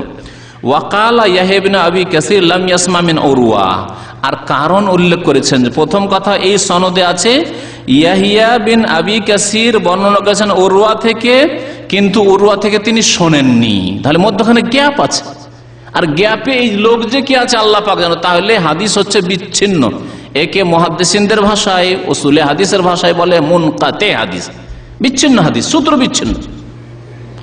যেমন এই ঘটনায় বলি যে রিয়াজে একটা ঘটনা ঘটেছে, সিদ্দিক সাহেব আমাকে বলেননি, সিদ্দিক সাহেব অন্য কাউকে বলেছেন, বা সিদ্দিক সাহেব আমাকে বলেছেন, কিন্তু সিদ্দিক সাহেব সরাসরি এই ঘটনা দেখে আসেননি, ঘটনা আর কারো কাছ থেকে শুনেছেন, ওর নাম উল্লেখ নেই, কে আছে? সিদ্দিক সাহেব বলেছেন, কিন্তু সিদ্দিক সাহেব আসলে রিয়াজ জাননি। তাহলে ঘটনা সম্পর্কে সন্দেহ হবে না? হবে না। হতে পারে সিদ্দিক সাহেব এমন ব্যক্তি থেকে বয়ান করেছেন সে মদ খাওয়া লোক, হতে পারে সে একবারে স্মৃতি শক্তি দিয়ে একবারে সড়া পচা, হতে পারে যে সেই ব্যক্তি বেমান, মৃত্যুকে একবারে মিথ্যা কথাবার্তা বলে, মানুষকে বিব্রত করে। আরে শুনলাম নাকি রিয়াজে লোকজনকে ধরছে আর একামা ফেড়ে ফেলে দিচ্ছে, এইরকম ঘটনা শুনেছেন না? শুনেনি কিছুদিন আগে? শুনলে বিশ্বাস করবেন, বিশ্বস্ত সূত্রে শুনতে হবে, বিশ্বস্ত সূত্রে শুনলে ঠিক আছে বিশ্বাস করবেন, কিন্তু এমনিতে শুনলেন বাতাস এইরকম খবর বিশ্বাস হয়ে গেল। জ্ঞানী মানুষ কখনো এরকম করে বিশ্বাস করে না। তো বলছেন যে মধ্যখানে বিচ্ছিন্নতা আছে, যে কে সিদ্দিক সাহেব যে যার কাছ থেকে বর্ণনা করেছেন তার নাম আমরা জানি না, তাকে চিনিও না। ইয়াহইয়া বিন কাসির যে হাদিস বর্ণনাকারী উরওয়া থেকে বয়ান করেছেন, কারণ সনদে আমি সামনে উল্লেখ করেছি, বলছেন আখবার আল হাজ্জাজ বিন আরতা আন ইয়াহইয়া বিন আবি কাসির আন উরওয়াতা, উরওয়াতা আর উরওয়া রাহমাতুল্লাহি আলাইহি, উরওয়া ইবনে জুবাইর আয়েশা রাদিয়াল্লাহু তাআলা আনহা থেকে বর্ণনা করেছেন। তাহলে উরওয়ার ছাত্র ইয়াহইয়া বিন কাসির নয়, মধ্যখানে একজন কেউ আছে, কে জানার নেই। হতে পারে মৃত্যু, হতে পারে দাজ্জাল, হতে পারে স্মৃতিশক্তি একেবারে নেই, শুনেছে প্রত্যেক রাত্রে করে দিয়েছে নিসফে শাবান, আর কোনো বিচিত্র নেই। কারণ সহিহ মুসলিমের হাদিসে কি আছে? ইয়ানজিলু রাব্বুনা তাবারাকা ওয়া তাআলা কুল্লা লাইলাতিন ইলাস সামাইদ দুনিয়া। আমাদের রব আল্লাহ পাক রব্বুল আলামিন প্রত্যেক রাত্রে আসমানি দুনিয়াতে, মানে প্রথম আসমানে নেমে আসেন। আল্লাহ পাকের নেমে আসা অবতরণ আল্লাহ পাকের মতো, আল্লাহ পাকের মতো। যেমন আল্লাহ পাকের চেহারা আল্লাহর মতো, আল্লাহর হাত আল্লাহর মতো, আল্লাহর কথা আল্লাহর কালাম আল্লাহর মতো, মানুষের মতো নাকি? ঠিকই তেমনি আল্লাহ পাকের অবতরণ প্রথম আসমানে আসা আল্লাহ পাকের মতো, তার জন্য যেমন সমীচীন, তার জন্য যেমন যোগ্য। কুল্লা লাইলাতিন, এই হাদিস আছে মুসলিম শরীফের হাদিস, প্রত্যেক রাত্রে আসেন। তাহলে নিসফে শাবানের আবার কি থাকলো? ওই হাদিসটি সহিহ হতে পারে, বর্ণনাকারী মিথ্যুক অথবা স্মৃতিশক্তি একেবারে দুর্বল, কুল্লা লাইলাতিনকে নিসফে শাবান করে দিয়েছে। অথবা বিদাতি, সে দেখছে যে এখানে সুযোগ একটা, নিসফে শাবান যদি বাড়িয়ে দিই তাহলে নিসফে শাবানের ফজিলত মানুষের কাছে একটা ছড়িয়ে দেওয়া যাবে। আর বিদাতিরা এইভাবে জাল হাদিস প্রচার করেছে, ইচ্ছে করেও করেছে, অনেক সময় অনিচ্ছাকৃত করেছে। অনিচ্ছাকৃত মানে স্মৃতিশক্তির মানে হ্রাস পাওয়ার কারণে, স্মৃতিশক্তি দুর্বল হওয়ার কারণে করেছে। সে বেচারা মনে করছে আমি ঠিক বলছি, কিন্তু আসলে ভুল বলছে। আর অনেক সময় ইচ্ছা করে বলে। এর বাস্তবে একটা ঘটনা শোনাচ্ছি। আমি বক্তব্য করলাম গণতন্ত্রের উপরে, যে ইসলামে গণতন্ত্র নেই, গণতন্ত্র ইসলাম পরিপন্থী বিষয়। আজকে থেকে 5-7 বছর আগে যেটা প্রথম অডিও রেকর্ড হয়েছিল। তারপরে বাংলাদেশের এক ম্যাগাজিনে আসলো, যে আমার নাম দিয়ে আসলো, যে বলছে যে ইসলামের রাজনীতি নেই। ওটা কি করেছে? গণতন্ত্রকে পাল্টে দেশে শব্দ পাল্টে কি করেছে? তিনি বলেছেন যে ইসলামে কোনো রাজনীতি নেই। আমি কখনো বলি না আমার জিন্দিগিতে, আমি ছাত্র লাইফ থেকে এই বিশ্বাস রাখি না, ছাত্র জীবন থেকে, যে ইসলামের রাজনীতি নেই। ইসলামে যদি রাজনীতি না থাকবে তাহলে বদর ওহুদ কেনই বা হইল? আর মক্কা বিজয়, ফতে মক্কা বিজয়ী কেন হইল? আর খয়বরই কেন হইল? আর তায়েফের যুদ্ধই কেন হইল? ইত্যাদি হইল কেন? এগুলো তাবুক কেন হইল? আর ইসলামে যদি রাজনীতি না থাকে তাহলে চোরের হাত কি করে কাটা যাবে? একটা লক্ষণ করে দিল, তাহলে ওকে শ্বাস কেমন করে ওর বাস্তবায়ন করা হবে? ডাকাতের কি করে শাস্তি হবে? রাজনীতি আলাদা জিনিস আর গণতন্ত্র আলাদা জিনিস। তাহলে যেই ব্যক্তি এই মিথ্যা কথা বলেছে, সে দুইয়ের এক, হয় সে মিথ্যুক, কোরআন সুন্নাহ অনুসারে আলেমদের শত্রু, সে শত্রুতা করে এইটা প্রচার করেছে। আর না হইলে তার স্মৃতি শক্তি হচ্ছে ছড়া, সে শুনেছে এক আর বলেছে আর এক। শুনেছে গণতন্ত্র, কিন্তু তার মনে থাকেনি, বুঝলো রাজনীতি নেই। ঠিক না? দেখলেন বাস্তব উদাহরণ। দুই রকমের এক অবশ্যই সে আছে। কি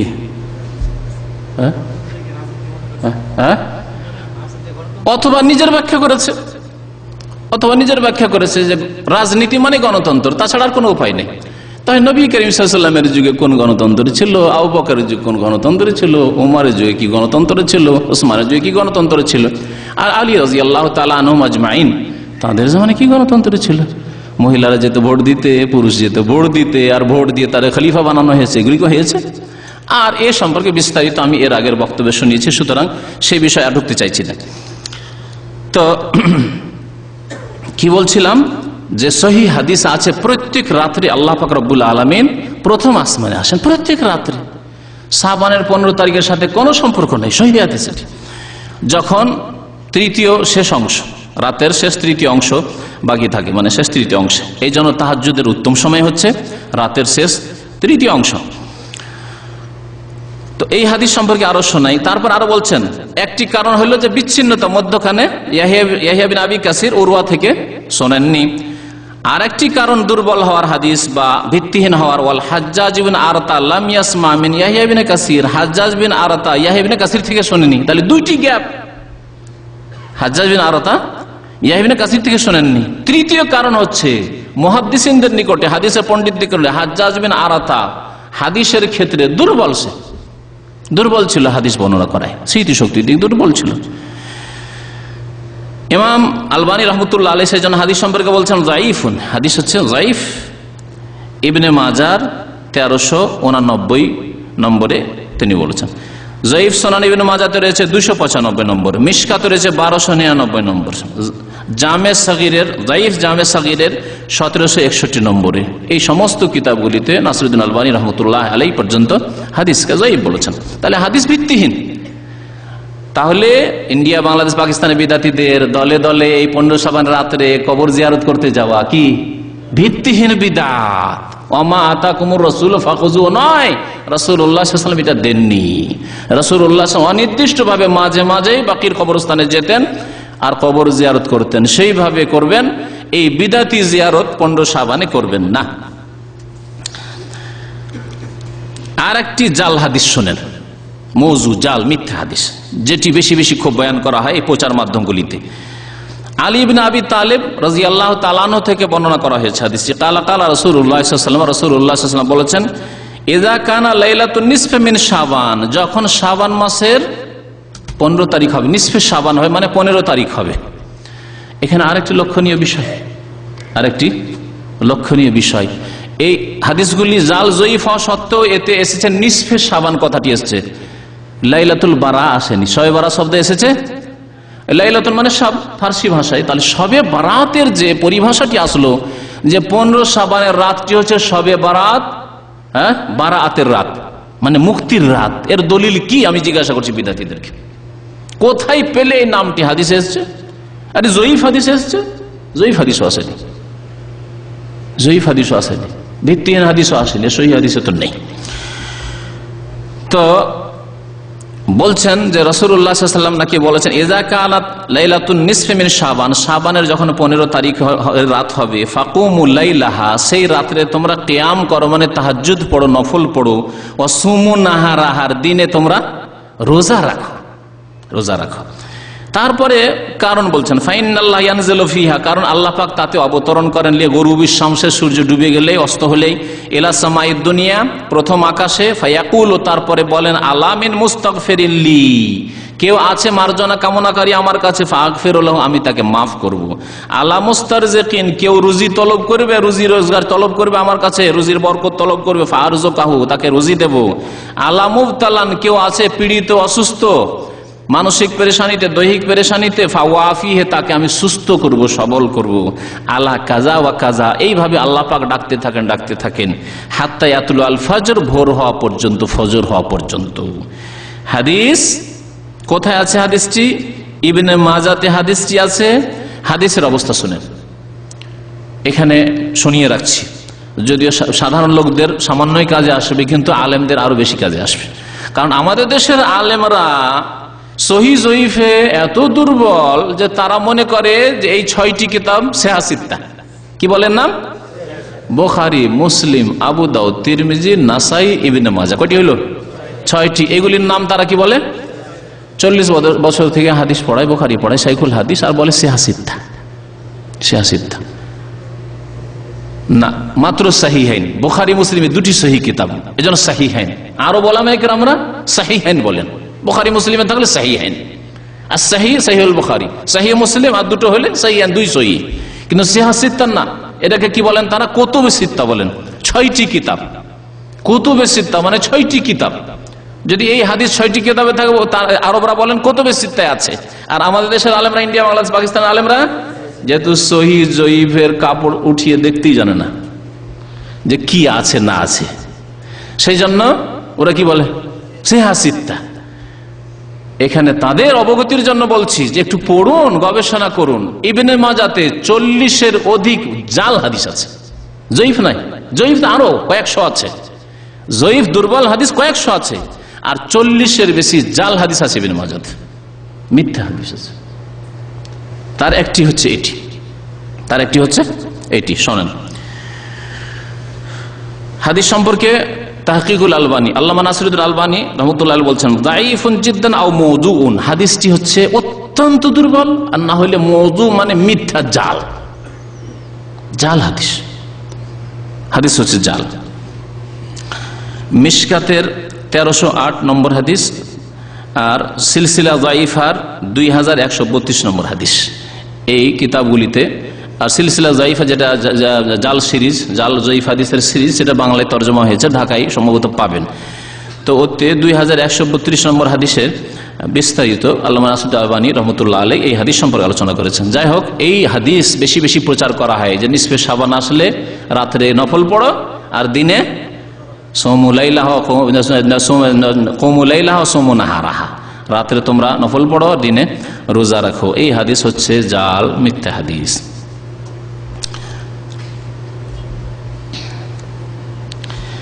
আর একটি হাদিস শুনিয়ে দিই, সময়ও চলে যাচ্ছে। কিছু আইম্মাই কেরামদের দু একটি কথাও শোনাবো মনে করছি। এই হাদিস আবু মুসা আশআরী রাদিয়াল্লাহু তাআলা আনহু থেকে বর্ণিত। আবু মুসা আশআরী রাদিয়াল্লাহু তাআলা আনহু থেকে বর্ণিত হাদিসটি ইবনে মাজাহতে রয়েছে। আন রাসূলিল্লাহ সাল্লাল্লাহু আলাইহি ওয়াসাল্লাম, রাসূলুল্লাহ সাল্লাল্লাহু আলাইহি ওয়াসাল্লাম থেকে আবু মুসা রাদিয়াল্লাহু তাআলা বর্ণনা করেছেন। কাল বলছেন, ইন্নাল্লাহা লা ইয়াত্তালিউ ফি লাইলাতিন নিসফি মিন শাবান, আল্লাহ পাক রব্বুল আলামিন নিসফে শাবানের রাতে, মানে শাবানের 15 তারিখের রাতে কি করেন? তাকিয়ে দেখেন। লা ইয়াত্তালিউ, তাকিয়ে দেখেন মানে পৃথিবীবাসীর দিকে, সারা বিশ্বের মানুষের দিকে। ফায়াগফিরু লিজামিই খালকিহি, সুতরাং তারপরে আল্লাহ পাক কি করেন? সমস্ত মাখলুককে কি করেন? মাফ করে দেন। সমস্ত মানুষকে আল্লাহ পাক মাফ করে দেন। ইল্লা লিল মুশরিকিন আও মুশাহিন, তবে আল্লাহ মুশরিককে মাফ করেন না। আর মুশাহিন মানে বিদ্বেষী, শত্রুতা যে অন্তরে রাখে তাকে আল্লাহ মাফ করেন না। এ হলো হাদিস। এই হাদিস, প্রথম কথা, এই হাদিসকে অধিকাংশ আইম্মায়ে কেরাম মুহাদ্দিসিনা যঈফ বলেছেন, শুনে রাখেন। এবং এর কারণ, এর বর্ণনাকারী ইমাম ইবনে মাজাহর ওস্তাদের নাম হচ্ছে রাশেদ বিন সাঈদ বিন রাশেদ আর রামলি, তার ওস্তাদের নাম হচ্ছে ওয়ালিদ, আর তার ওস্তাদের নাম হচ্ছে ইবনে লাহিয়া। ইবনে লাহিয়া সম্পর্কে বলা হয়েছে যে সেই ব্যক্তির স্মৃতিশক্তি হারিয়ে গেছিল এবং শেষ জামানে একটু পাগল হয়ে গেছিল। কিতাব থেকে হাদিস বয়ান করতো, কিতাব তার হারিয়ে গেছিল, তারপরে তখন হাদিস বয়ান করতে গিয়ে ভুল ভাল যে ইশাই করে বয়ান করতো। এই জন্য তার হাদিস উলামায়ে কেরামরা মুহাদ্দিসিনা ছেড়ে দিয়েছিলেন। ইবনে লাহিয়া তাহলে হাদিসের ক্ষেত্রে দুর্বল, যঈফ বর্ণনাকারী। এই হাদিসের বর্ণনাকারীর সামনে এই হাদিস আছে, যে কোন ইবনে মাজাহ খুললে সনদ সহ খুললে তাতে পাবেন আন ইবনে লাহিয়া আনি যাহাক ইবনে আইমান আনি যাহাক ইবনে আব্দুর রহমান ইবনে আরজাব আন আবি মুসা আল-আশআরী। আমি প্রাথমিক এতটুকু আপনাদেরকে জানিয়ে রাখলাম যে ইবনে লাহিয়া একজন যঈফ বর্ণনাকারী হাদিস আছে। এই জন্য অধিকাংশ আইম্মায়ে কেরামদের নিকটে এই হাদিস যঈফ। তাহলে যঈফ হলে ওখান থেকে শেষ হয়ে গেল। কিছু আলেমরা এই হাদিসটিকে হাসান বলেছেন, মানে যঈফের একটু উপরে আর সহিহের নিচে, গ্রহণযোগ্য কোন রকম হাসান, ঠিক আছে, হাসান বলেছেন। যদি হাসানি বলা হয়, ধরে নিলাম যে গ্রহণযোগ্য, তো এই হাদিস আছে কি এটি বুঝার বিষয়। এই হাদিস আছে রাত্রে নফল পড়ো, আছে? নেই। এই হাদিস আছে দিনে রোজা রাখো, নেই। এই হাদিস আছে যে দলে দলে কবর জিয়ারত করো, আছে। এই হাদিস আছে হালুয়া রুটি খাওয়াও গরিবকে, আছে। এই হাদিসে আছে যে কবরস্থানকে আলোকিত করো, আগরবাতি মোমবাতি জ্বালাও, রাস্তাঘাটকে আলোকিত করো, ধুমধাম করো, উৎসব করো, আছে? কিছুই নেই। তাহলে যতগুলি বিদাতিরা করছে উপমহাদেশে, কোনটাই নেই হাদিসে। আছে কি তাহলে এই হাদিসে? আবার হাদিসটি পড়ছি, আল্লাহ পাক শাবানের 15 তারিখের রাতে সারা পৃথিবীবাসীর দিকে কি করেন? নজর দেন, তাকান। লা ইয়াত্তালিউ, তারপরে কি করেন? সমস্ত মাখলুকে, সমস্ত মানুষকে আল্লাহ মাফ করেন, তবে দুই শ্রেণীর মানুষকে আল্লাহ মাফ করেন না। মুশরিককে মাফ করেন না। মুশরিক মানে শুধু মুশরিক না, মুশরিক, কাফের, মুনাফিক যতগুলি আছে, বেদিন যারা ইসলাম থেকে খারিজ হয়ে রয়েছে, তাদেরকে মাফ করেন না। ওর মধ্যে বেনামাজি শামিল, নাস্তিক তো শামিল আছেই, যারা ধর্ম নিরপেক্ষতা বিশ্বাসী তারাও শামিল আছে। জি, যারা কোরআনে কারীমের হয়তো নামাজ রোজায় বিশ্বাসী কিন্তু দণ্ডবিধানে বিশ্বাসী নয়, হদে বিশ্বাসী নয়, চোরের হাত কাটায় বিশ্বাসী নয়, এটা কেমন করে? ওটা আগের যুগের ছিল, তারাও নাই, কারণ তারা কাফের মুরতাদ। এইভাবে যতগুলি ইমান ইসলাম নষ্টকারী যতগুলি আছে সবগুলির থেকে খারিজ, মুশরিকের মধ্যে সবাই শামিলরা। এমনকি জন্মগত মুসলিম কিন্তু কবরে সিজদা করে, কবরে ওরসে যায়, চাদর চড়ায়, ছেলে মেয়ে চাইতে যায়, রোগের আরোগ্য তলব করার জন্য মাজারে যায়, ওই খাজা আজমেরির কাছে যায়, অথবা শাহজালালে যায়, আটরসিতে যায়, মাইজ ভান্ডারিতে যায়, ওই জিলানির কাছে যায়। ইয়া জিলানি মাদাদ, যাদের বাড়ি ঘরে লেখা থাকে বাসে ইয়া গৌসুল আজম মাদাদ, যারা মনে করে যে পৃথিবীর কুতুব আছে, গৌস আছে, তারা পৃথিবীকে নিয়ন্ত্রণ করে, ধারণ করে। যারা মনে করে যে গাঙ্গুহি সাহেবের হাতে পৃথিবীটা কি ছিল? পানের বাটোয়ার মতো ছিল।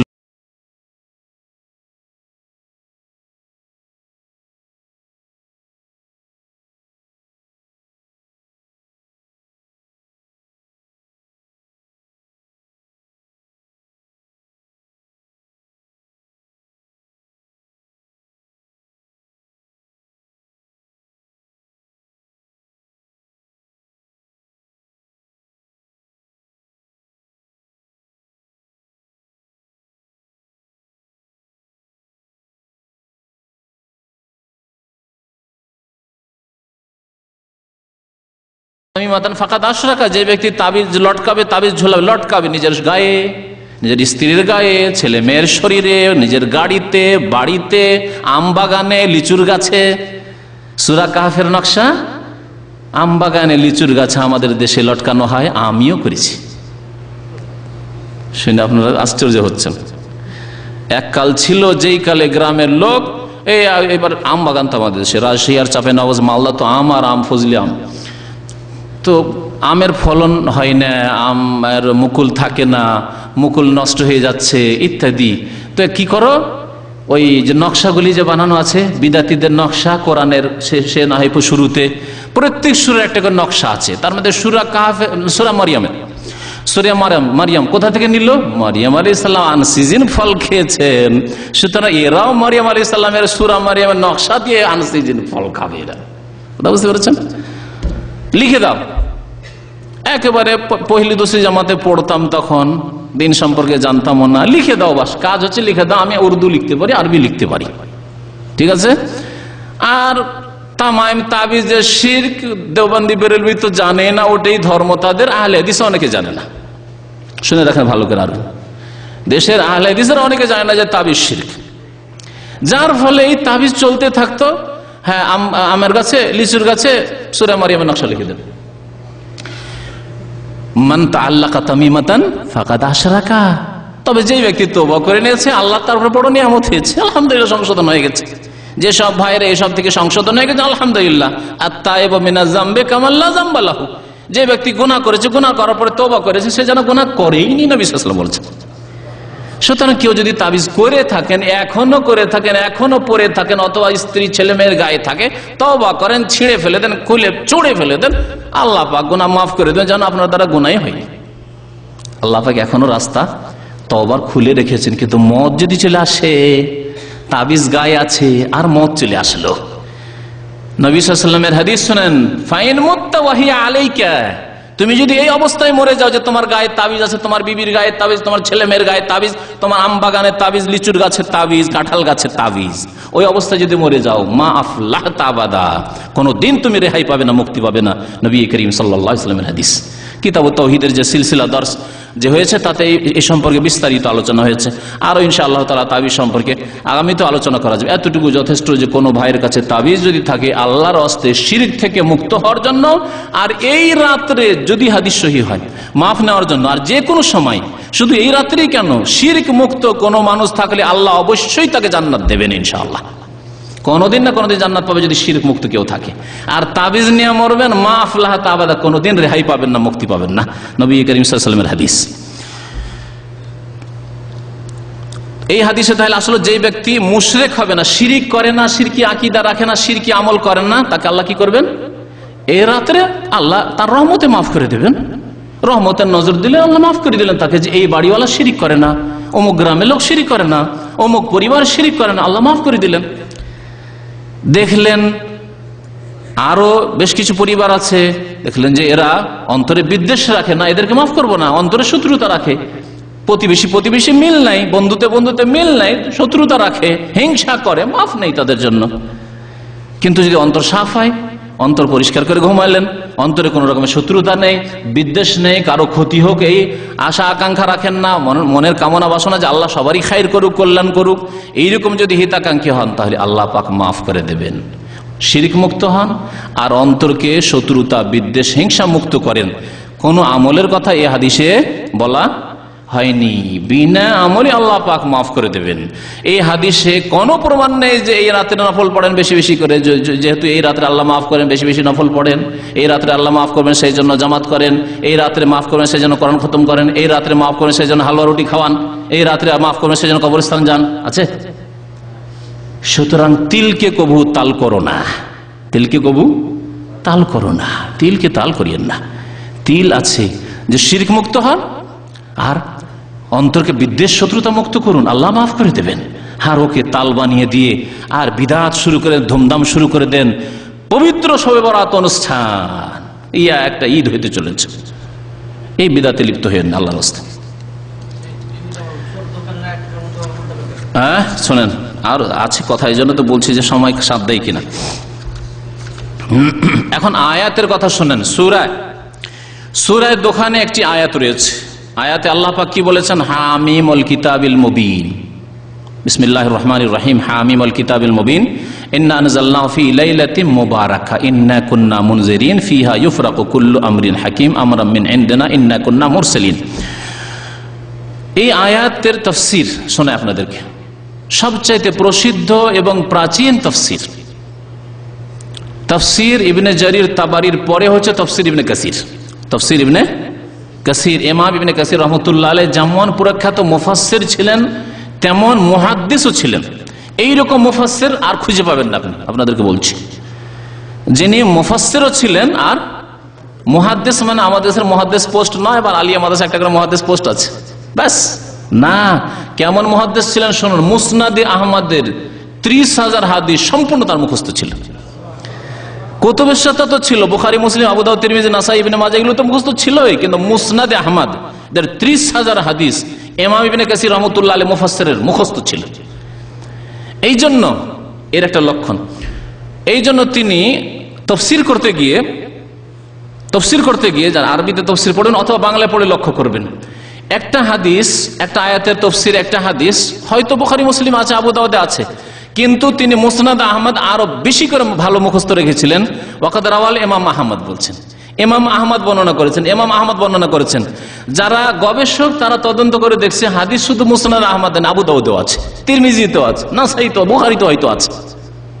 অনেক সময় এরকম হয়েছে। কারণ আপনার কথা বলছি, একটা উদাহরণ দিই। আপনার যদি একটা কিতাব খুব ভালো করে মুখস্থ থাকে, রিয়াজুস সালেহিন খুব ভালো করে মুখস্থ আছে, খুব ভালো করে রিয়াজুস সালেহিন মুখস্থ, অথচ রিয়াজুস সালেহিন হাদিসের একটি ছোট্ট কিতাব, কিন্তু আপনার বুখারী মুখস্থ নেই। আমাদের দেশের আলেমদের এরকম আছে, মিশকাত খুব ভালো করে মুখস্থ আছে, কিন্তু বুখারী, মুসলিম, আবু দাউদ তেমন মুখস্থ নেই। অনেক আলেম যারা হাদিস মুখস্থ রাখে, মিশকাত মুখস্থ আছে। জিজ্ঞাসা করি যে এই হাদিসটি কোথায় আছে, মিশকাতে আছে, রিয়াজুস সালেহিনে আছে। রিয়াজুস সালেহিন আসল কিতাব তো ছোট্ট ক্ষুদ্র কিতাব, কিন্তু আপনি রেফারেন্স দিচ্ছেন কিসের? রিয়াজুস সালেহিনের, অথচ হাদিস বুখারীতে অথবা মুসলিম আছে। তো ইমাম ইবনে কাসির রহমতুল্লাহ আলাইহি হাদিসেরও ইমাম ছিলেন আর তাফসীরের ইমাম ছিলেন। তিনি কি বলছেন এই আয়াত সম্পর্কে? প্রথম আয়াতের তরজমা করে দিই, তাহলে বুঝতে সুবিধা হবে। আল্লাহ বলছেন হামিম। হামিম আল্লাহ এর অর্থ জানেন, আল্লাহ এর উদ্দেশ্য জানেন। যেগুলি বিচ্ছিন্ন অক্ষর কোরআনের বিভিন্ন সূরার শুরুতে, সেগুলির অর্থ আল্লাহ পাক জানাননি, রাসূলুল্লাহ সাল্লাল্লাহু আলাইহি ওয়াসাল্লাম জানাননি। ওয়াল কিতাবিল মুবিন, সুস্পষ্ট কিতাবের মানে কোরআনে কারীমের আমি শপথ করছি। ইন্না আনজালনাহু ফি লাইলাতিন মুবারাকা, নিশ্চয় আমি একে নাযিল করেছি। কাকে? কোরআনুল কারীমকে নাযিল করেছি। কারণ তার আগে কসম হইল হামিম ওয়াল কিতাবিল মুবিন, সুস্পষ্ট কিতাবের কসম। তারপরে আল্লাহ বলছেন ইন্না আনজালনাহু, আমি তাকে নাযিল করেছি, মানে কিতাবে মুবিনকে, সুস্পষ্ট কিতাবকে নাযিল করেছি, কোরআনকে নাযিল করেছি ফি লাইলাতিন মুবারাকা, বরকতময় রাতে। বরকতময় রাতে নাযিল করেছি। এই বরকতময় রাত কি? সমস্ত তাফসীরকারগণ প্রায় বলেছেন বরকতময় রাত হচ্ছে কি? কদরের রাত। আর তা হচ্ছে শাবানে না রমজানে? কারণ এই মর্মে 3টি আয়াত মনে রাখবেন। একটি তো এটি একটি আয়াত যাতে বরকতময় রাত বলা হয়েছে। বরকতময় রাত রমজানেও হইতে পারে, যেমন তেমন অন্য মাসেও সম্ভাবনা আছে, কিন্তু এই সম্ভাবনা কেটে যায় অন্য মাসে হওয়ার কোন আয়াত দ্বারা? সূরা কদর দ্বারা। আল্লাহ বলছেন ইন্না আনজালনাহু ফি লাইলাতুল কদরি ওয়া মা আদরাকা মা লাইলাতুল কদরি লাইলাতুল কদরি খায়রুম মিন আলফি শাহর তানাজ্জালুল মালায়েকাতু ওয়ার রূহু ইলা আখিরিহি। তো আল্লাহ কি বলছেন? ইন্না আনজালনাহু ফি লাইলাতুল কদর, নিশ্চয় আমি এই কোরআনকে নাযিল করেছি লাইলাতুল কদরে, শবে কদরে, কদরের রাতে শবে কদর নাযিল করেছি। স্পষ্ট হলো না? হলো না? শবে কদর কেউ যদি বলে যে রমজানই হবে নাকি, শাবানে তো হইতে পারে, শবে বরাতে ধরে নিলাম কদরের রাত, তাহলে তাকে কি বলবো? 3টি আয়াত স্মরণ করো, শাহরু রমাদান আল্লাযী উনজিলা ফীহিল কোরআন, রমজান মাস সেই মাস যেই মাসে আল্লাহ প্রথম কোরআন নাযিল করেছেন প্রথম আসমানে। গত সপ্তাহে বলেছেন প্রথম আসমানে আল্লাহ একসাথে নাযিল করে দিয়ে সেখান থেকে জিবরাইল আলাইহিস সালাম 23 বছরে নিয়ে এসেছেন।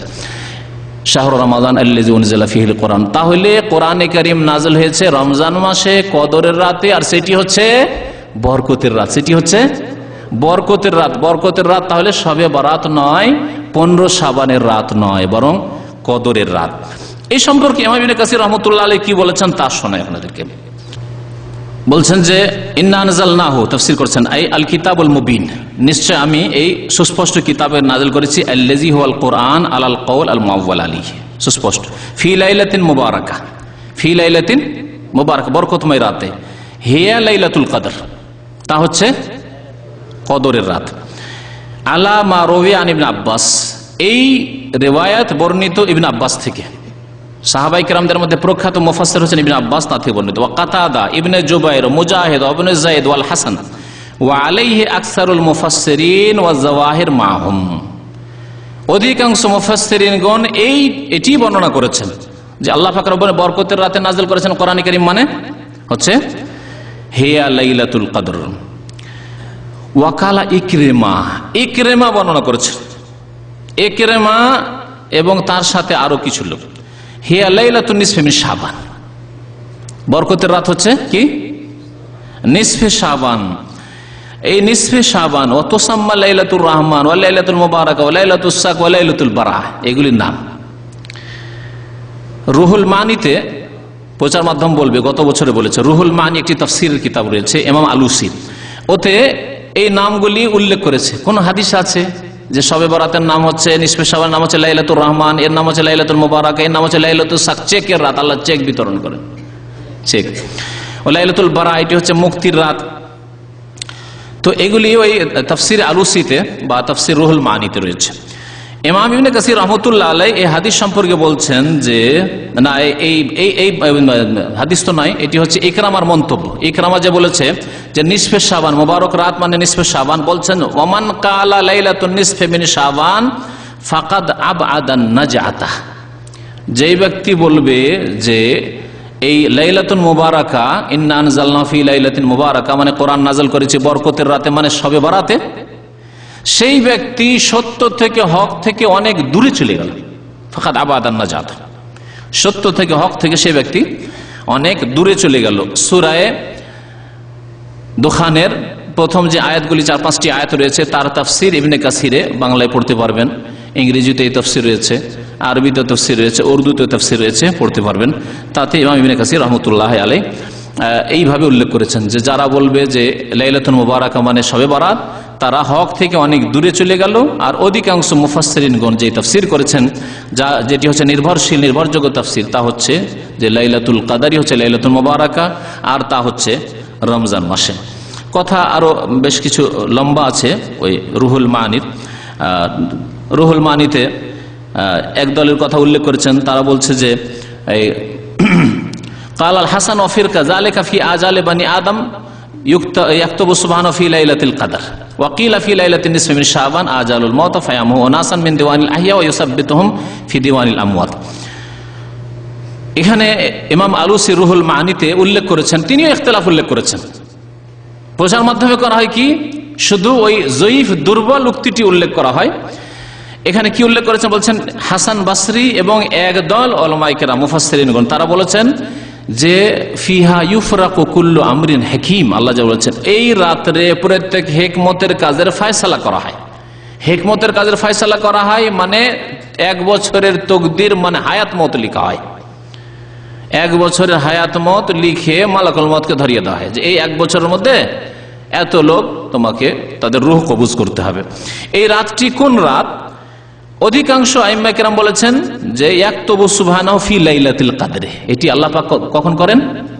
লাইলাতুল কদর। লাইলাতুল কদর কখন? রমজান মাসে, রমজান মাসের শেষ 10 দিনের বেজোড়গুলিতে। ওয়া কিলা, আর কেউ কেউ বলেছেন, আরবি ভাষায় কিলা মানে হচ্ছে দুর্বল উক্তি, যেটা গ্রামার যারা পড়েছেন, নাহুসার পড়েছেন, তারা ভালো করে জানেন, ফিকহের কিতাব যারা পড়েছেন তারাও জানেন, আলেমরা আমাদের দেশের এই কথাটি অন্তত বুঝেন। কালু মানে তারা বলেছেন শক্তিশালী মন্তব্য, আর কিলা মানে কেউ কেউ বলেছেন। ওয়াকিলা, আর বলা হয়েছে, ওর শাব্দিক অর্থ হচ্ছে আর বলা হয়েছে, বলনেওয়ালা কে মানে উল্লেখযোগ্যই নয়।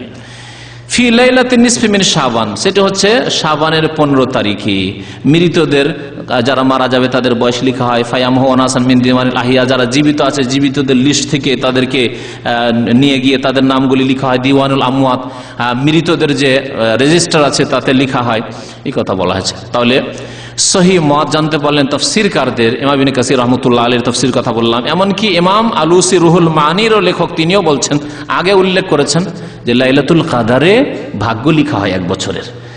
আর তারপরে কিলা বলে কেউ কেউ বলেছেন বলে উল্লেখ করেছে এই শাবানের 15 তারিখের কথা। সুতরাং সেটি নির্ভরযোগ্য নয় এবং সেটি সবচাইতে বড় কথা কোরআন বিরোধী। আল্লাহ বলছেন কোরআন নাজিল করেছে রমজানে, আল্লাহ বলছেন কোরআন নাজিল করেছে লাইলাতুল কদরে, আর আল্লাহ বলেছেন তৃতীয় জায়গায় যে বরকতের রাতে। তো বরকতের রাত আলাদা করে কি করে লাগাবেন আপনি? যদি তাই করেন তাহলে কোরআনে কারিমে তাহলে আল্লাহর কথায় দ্বন্দ্ব আছে। আল্লাহর কথায় দ্বন্দ্ব হইতে পারে? ওমা কানা রব্বুকা নাসিয়া, আল্লাহ পাক বলছেন তোমার রব কোনদিন ভুলেন না। সুতরাং আল্লাহর কথায় দ্বন্দ্ব হতে পারে না। ইমাম ইবনে তাইমিয়া রাহমাতুল্লাহ আলাইহি একটা বক্তব্য আছে, সেটা যদি একটু সময় থাকে তাহলে শোনাই।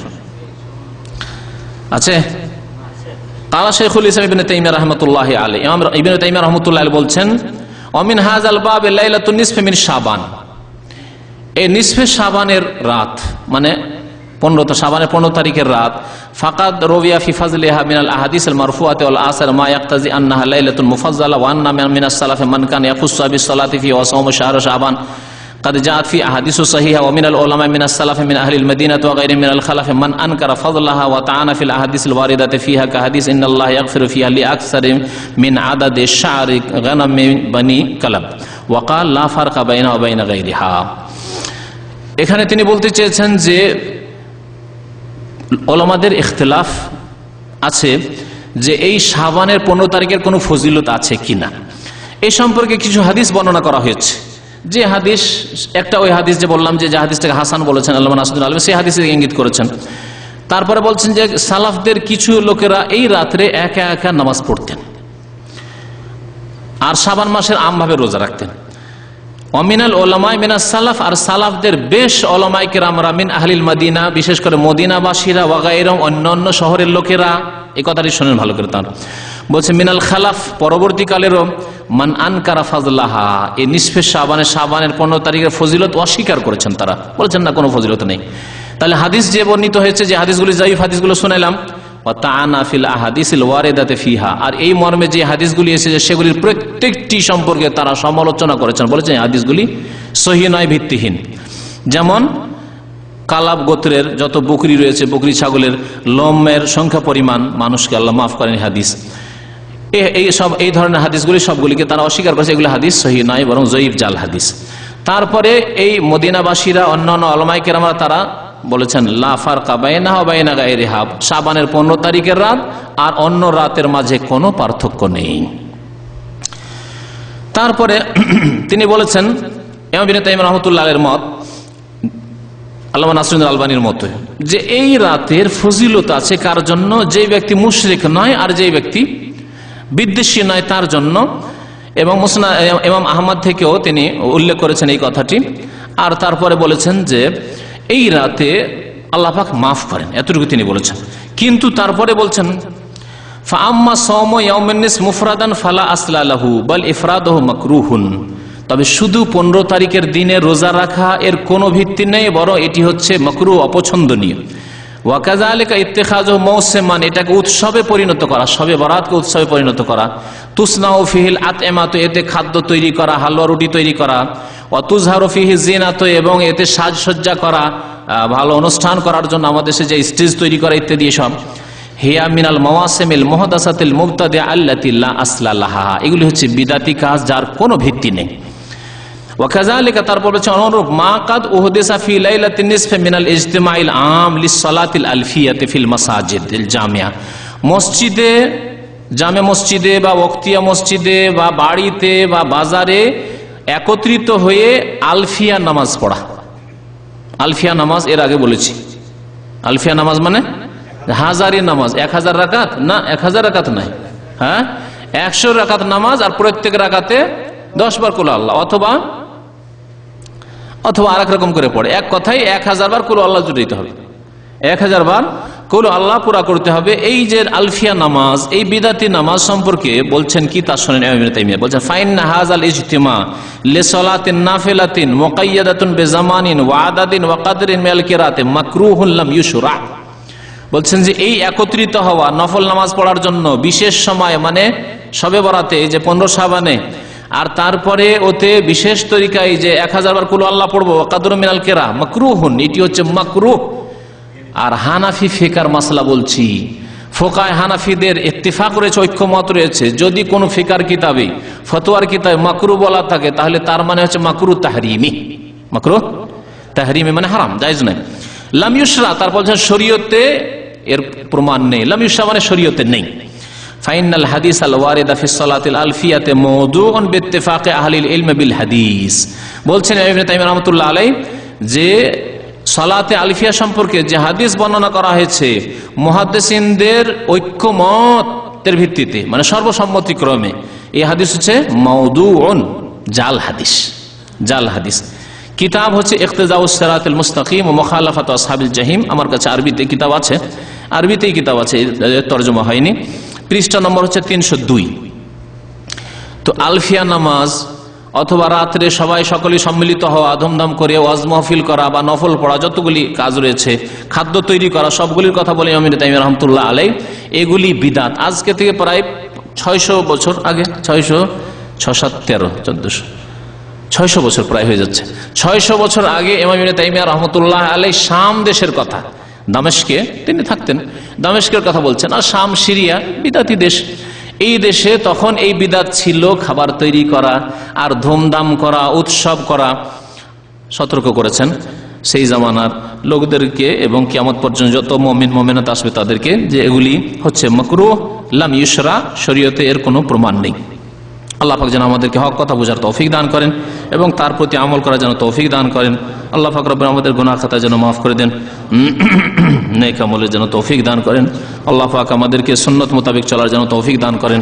আল্লাহ পাক আমাদেরকে সুন্নত মোতাবেক তাহাজ্জুদ পড়ার যেন তৌফিক দান করেন। যেসব ভাইরা নফল ইবাদত বন্দেগীতে আগ্রহী, আল্লাহ পাক তাদেরকে যেন তাহাজ্জুদ পড়তে তৌফিক দান করেন। বিদআত থেকে আল্লাহ বেঁচে থাকার যেন তৌফিক দান করেন। নবী করিম সাল্লাল্লাহু আলাইহি ওয়াসাল্লামের সুন্নত মোতাবেক সাধারণভাবে শাবান মাসে যে রোজা রয়েছে, আল্লাহ যেন আমাদেরকে তৌফিক দান করেন। আমিন ইয়া রাব্বাল আলামিন। সাল্লাল্লাহু আলা নবিয়িনা মুহাম্মদ ওয়া আলা আলিহি ওয়া সাহবিহি আজমাইন। কি রকম কি বুখারী? কোনটা? ও আচ্ছা, একদিন দেখেছি শুধু, ওটা শেষ করার জন্য নয়, ওটা ওই একদিন দেখেছি যেটা আমাদের বিষয়ের সাথে সম্পর্ক ছিল। হ্যাঁ হ্যাঁ, বেতরের নামাজ সম্পর্কে প্রশ্ন করেছেন এক ভাই, কিন্তু আসলে সময় তো কম। বেতরের একটা লিফলেট আছে, লিফলেটটা দেব, সংক্ষেপে বলি। বেতরের নামাজ সর্বনিম্ন 1 আর সর্বঊর্ধ্বে 11 রাকাত পর্যন্ত, 11 রাকাত পর্যন্ত, যেটা তাহাজ্জুদ। তাহাজ্জুদ আর বেতর একই জিনিস। বেতর মানে বেজোড়, আসলে ওটাকে তাহাজ্জুদটাকে বেজোড় করে দেওয়া হয় বেতর। তাহলে সর্বনিম্ন 1 যখন পড়বেন, 1 পড়ার তরিকা খুব সহজ, 1 রাকাত আলাদা করে বেতর পড়েন। নবী সাল্লাল্লাহু আলাইহি ওয়াসাল্লাম অধিকাংশ সময় 1 পড়তেন, 2 2 2 2 করে পড়ে শেষখানে 1 পড়তেন। এবং নবী সাল্লাল্লাহু আলাইহি ওয়াসাল্লাম হুকুমও এরকম করেছেন, সালাতুল লাইলি মাসনা মাসনা, রাতের নামাজ 2 2 করে পড়ো। ফাইজা খাশিয়া আহাদুকুমুস সুবহা, তারপরে তোমাদের যখন ভোর হয়ে যাওয়ার, সকাল হয়ে যাওয়ার, ফজর হয়ে যাওয়ার আশঙ্কা হবে, সাল্লা রাকাতান ওয়াহিদা, সাল্লা রাকাতান ওয়াহিদা, 1 রাকাত নামাজ পড়ে নাও। তুতিরু মাকাদ সাল্লাইত, সারা রাত যে নামাজ পড়লে সবগুলি বেজোড় হয়ে গেল। 2 2 2 2 যত পড়েছিলে 1 পড়ার পরে সবগুলিকে বেজোড় বানিয়ে দিলে। এই হচ্ছে বেতর পড়ার উদ্দেশ্য, যে সারা রাতের যত নামাজ হলো সবগুলিকে বেজোড় বানিয়ে দাও, সন্ধ্যা থেকে নিয়ে মাগরিবের পর থেকে শুরু করে। মাগরিবটাকে বিতরুন নাহার বলা হয়েছে, সারা দিনে যত নামাজ পড়লে 2 2 2 2 2, আর মাগরিব 3 পড়ে বিতরুন নাহার, দিনের নামাজকে বেজোড় করে দিল। ইন্নাল্লাহ বিতরুন, ইন্নাল্লাহ বিতরুন ইউহিব্বুল বিতরা, আল্লাহ বেজোড় এবং বেজোড়কে ভালোবাসেন। এই জন্য দিনেরও নামাজ বেজোড় আর রাতেরও নামাজ বেজোড়। এই জন্য 1 রাতে 2 বার বেতর পড়তে নিষেধ করা হয়েছে, কারণ 2 বার যদি বেতর পড়েন তো বেজোড় বেজোড় কি হয়ে যাবে, জোড় হয়ে যাবে, নিষেধ করা আছে। লা বিতরা না ফিলাইলা, নবী সাল্লাল্লাহু বলছেন যে 1 রাতে 2 বার বিতর নেই। একটা লোক বিতর পড়ে শুয়ে গেছে আর তারপরে ঘুম হয় না বা ঘুম ভেঙে গেছে, তাহাজ্জুদ পড়ো, আবার বিতর পড়তে চায় না, নিষেধ, বেতর পড়ি না, জোড়া জোড়া পড়ে এখন। তাহলে বেতর 1 রাকাত পড়াইটা হচ্ছে শ্রেয়, উত্তম। 3 রাকাতও পড়তে পারেন, 5ও পড়তে পারেন, 7ও পড়তে পারেন, 9ও পড়তে পারেন, 11ও পড়তে পারেন, একসাথেও পড়তে পারেন, ভেঙে ভেঙে পড়তে পারেন। 3 পড়া নিয়ে বেশি মাথা খারাপ, কারণ জয়ীব দুর্বল ওই 3-এর তরিকা যে শিখে আছেন সেটাকে সংশোধন করতে হবে। 3 পড়লে উত্তম তরিকা, উত্তম তরিকা 2টি। একটি হচ্ছে 2 পড়ে সালাম ফিরে দেন, তারপরে 1 পড়েন, যেমন এখানে রমজান মাসে পড়া হয়, তাই না? এই 3 পড়ার একটা তরিকা। আর একটা তরিকা 3 পড়ার, একসাথে 3 পড়েন, 1 রাকাত, 2 রাকাত, 3 রাকাত, সরাসরি উঠে যান। 2 রাকাত পড়ে তাশাহুদে বসবেন না, এইভাবে একসাথে 3 রাকাত পড়েন বিনা তাশাহুদে, বিনা আত্তাহিয়াতে, শেষখানে আত্তাহিয়াত পড়েন। আর কুনুত আছে, কুনুত রুকুর আগেও করা যেতে পারে, রুকুর পরেও করা যেতে পারে। ওর জন্য তাকবীর দেওয়ার দরকার নেই, সূরা শেষ হলো পড়ে নেন, অথবা রুকুর পরে পড়েন, দুটোই জায়েজ রয়েছে, দুটোই প্রমাণিত। এই হচ্ছে 3 রাকাত পড়ার দুটো তরিকা সুন্নত সম্মত। তৃতীয় তরিকা যেটা হানাফি ভাইরা পড়ে সেটি জয়ীফ, কোন সহিহ হাদিসে নেই, সহিহ হাদিসে নেই। সেটা হচ্ছে মাগরিবের মতো করে পড়া, 2 রাকাত পড়লো, পড়ার পর আত্তাহিয়াতে বসলো, আত্তাহিয়াতে পড়লো, তারপরে উঠলো, মাগরিবের মতো সেমসেম, তারপরে উঠে আর 1 রাকাত পড়লো, আর 1 রাকাত পড়ে আবার তাকবীর দিল, তাকবীর দেওয়ার পরে কুনুত পড়লো। তো এখানে এই তরিকাতে দুটো দুর্বলতা, একটা দুর্বলতা হচ্ছে মধ্যখানে 2 রাকাতের পর আত্তাহিয়াতে পড়া, এটা জয়ীফ, ভিত্তিহীন, সুতরাং এটা করবেন না। আর একটি হচ্ছে এই যে তাকবীর দেওয়া, এর কোনো প্রমাণ নেই। যেমন সূরা শেষ হলো তেমনই আপনি পড়ে আল্লাহুম্মা আহদিনা ফিমান হাদাইতা, আল্লাহুম্মা ইন্না নাস্তাইনুকা ওয়া নাস্তাগফিরুকা, যেটা যে কোনো দুটি বা দুটোই একসাথে পড়তে পারেন কুনুতের। তারপরে আরেকটি মাসলা শুনে, দুটি ভুল তো হইল, তাই না? তৃতীয় ভুল হচ্ছে হানাফি মাযহাবের, যে তারা কুনুত পড়াকে, বেতরের কুনুতের দোয়া পড়াকে ওয়াজিব মনে করে, সেটা ভুল। এটি হচ্ছে সুন্নত। কারণ ওয়াজিব হলে নবী সাল্লাল্লাহু আলাইহি ওয়াসাল্লাম কখনো ছাড়তেন না, অথচ নবী সাল্লাল্লাহু আলাইহি ওয়াসাল্লাম থেকে বেশ কিছু সময় প্রমাণিত যে তিনি মাঝে মাঝে কুনুত ইচ্ছা করে, ভুলে গিয়ে না, ইচ্ছা করে ছেড়ে দিতেন। যেহেতু হানাফি মাযহাবে বেতরের কুনুতকে ওয়াজিব করে দেওয়া হয়েছে, সেজন্য কুনুত যদি কেউ ভুলে যায় তাহলে তারা সহসিজদা করে। তাহলে এই বেতরে হানাফি ভাইদের বেতরে 3টি ভুল। একটি হচ্ছে মাগরিবের মতো করে আত্তাহিয়াত পড়া 2 রাকাতের পরে, 2 নম্বর হচ্ছে সূরা পড়া, সূরা ফাতিহা আর একটি সূরা পড়ার পরে একটা তাকবীর দিয়ে তারপরে কুনুত পড়া। 3 নম্বর ভুল হচ্ছে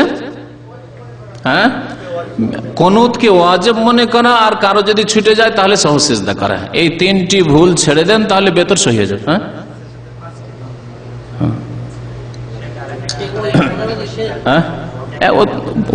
ওটা তো আছে এই ভেতরে, 3 রাকাত ভেতরে ভুল বলছি।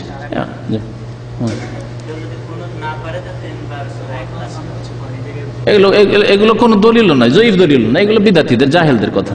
যে কেউ যদি কুনুত না পারে তাহলে কি করবে? 3 বার কুল পড়বে। এগুলো জাহেলদের, এগুলো হানাফি ফিকহার কথা নাই, এগুলো জাহেলদের কাজ। হানাফি ফিকহাতে যেটি আছে এই 3টে ভুল, হানাফি ফিকহাতেই ভুল আছে 3টি, আর বাকি জাহেলদের ভুল আরো 2টি আমাদের ভাইরা বললো, যে যদি কারো কুনুত মুখস্থ না থাকে 3 কুল পড়ো, মানে 3 বার সূরা ইখলাস পড়ো, এটা জাহেলদের ভুল, এটি কোনো ফিকহার কিতাব নেই তাদের। আর একটা কথা বললো যে 1 রাকাতকে তারা অস্বীকার করে, তো আগেই বলেছি যে তারা 1 রাকাতকে মানে না, অথচ নবী সাল্লাল্লাহু আলাইহি সাল্লাম আওতারা বিওয়াহিদা, 1 রাকাত বেতর পড়েছেন, 1 রাকাত বেতর পড়েছেন, বহু হাদিস বুখারীতে রয়েছে। তা বুখারীর হাদিস আমল করার জন্য, কিসের জন্য? অথচ ওই আজিজুল হক সাহেবের যে বুখারী তরজমা আছে, ওর শুরু ভূমিকাতে লিখেছে যে সমস্ত হাদিসের মধ্যে সবচেয়ে সহিহ হাদিস হচ্ছে বুখারী, শুধু বলার জন্য, আর কাজের সামান্য কিছু। আল্লাহ পাক যেন বুঝার তৌফিক দান করেন, আমল করার তৌফিক দান করেন, আমিন। সাল্লাল্লাহু আলাইহি ওয়া মুহাম্মদ ওয়া আলা আলিহি ওয়া সাহবিহি আজমাইন। বেতরে নামাজ ওয়াজিব নয়, এটি আরেকটি ভুল। বেতরে নামাজের হুকুম সম্পর্কে ভুল। হানাফি মাযহাব বেতরে নামাজ ওয়াজিব, বেতরে নামাজ সুন্নাতে মুআক্কাদা, ওয়াজিব নয়। তাদের কাছে যেহেতু ফরজ ওয়াজিব পার্থক্য আছে, সেই জন্য হয়তো ওয়াজিব করেছে, কিন্তু ওয়াজিব নয়। আসলে হাদিসে এসেছে আল বিতরু লাইসা বিহাতমিন, বেতর ওয়াজিব ফরজ নয়, ওয়াজিবও নয়, ফরজও নয়, সুন্নাত বেতর। কিন্তু সুন্নাতে মুআক্কাদা, বেতর কেউ ছাড়লে গুনাহগার হবে। অন্য অন্য সুন্নতের চাইতে বেশি তাগিদ আছে। জোহরের সুন্নাত কেউ ছাড়লো, ফজরের সুন্নাত ছাড়লো, তার চাইতে বেশি গুরুত্ব হচ্ছে বেতরের। সুতরাং বেতর হচ্ছে সুন্নাতে মুআক্কাদা, তার মানে এই না যে কেউ ছেড়ে দেবে, ছাড়লে গুনাহগার হবে। জি। এবং কারো ছুটে গেলে জোড়া করে দিনে পড়ে নেবে, জোড়া করে দিনে জোহরের আগে পড়ে নেবে। সহিহ হাদিস নয়, সহিহ নয় বলছেন। ওটার মানে হচ্ছে যেটা আছে যেমন গোসল ইয়ামুল জুমাতে ওয়াজিবুন আলা কুল্লি মুহতালিম, জুমার দিনের গোসল করা প্রত্যেক সাবালকের জন্য ওয়াজিব। এর মানে কি? সাবিতুন মুআক্কাদাতুন, এর অর্থ। জি।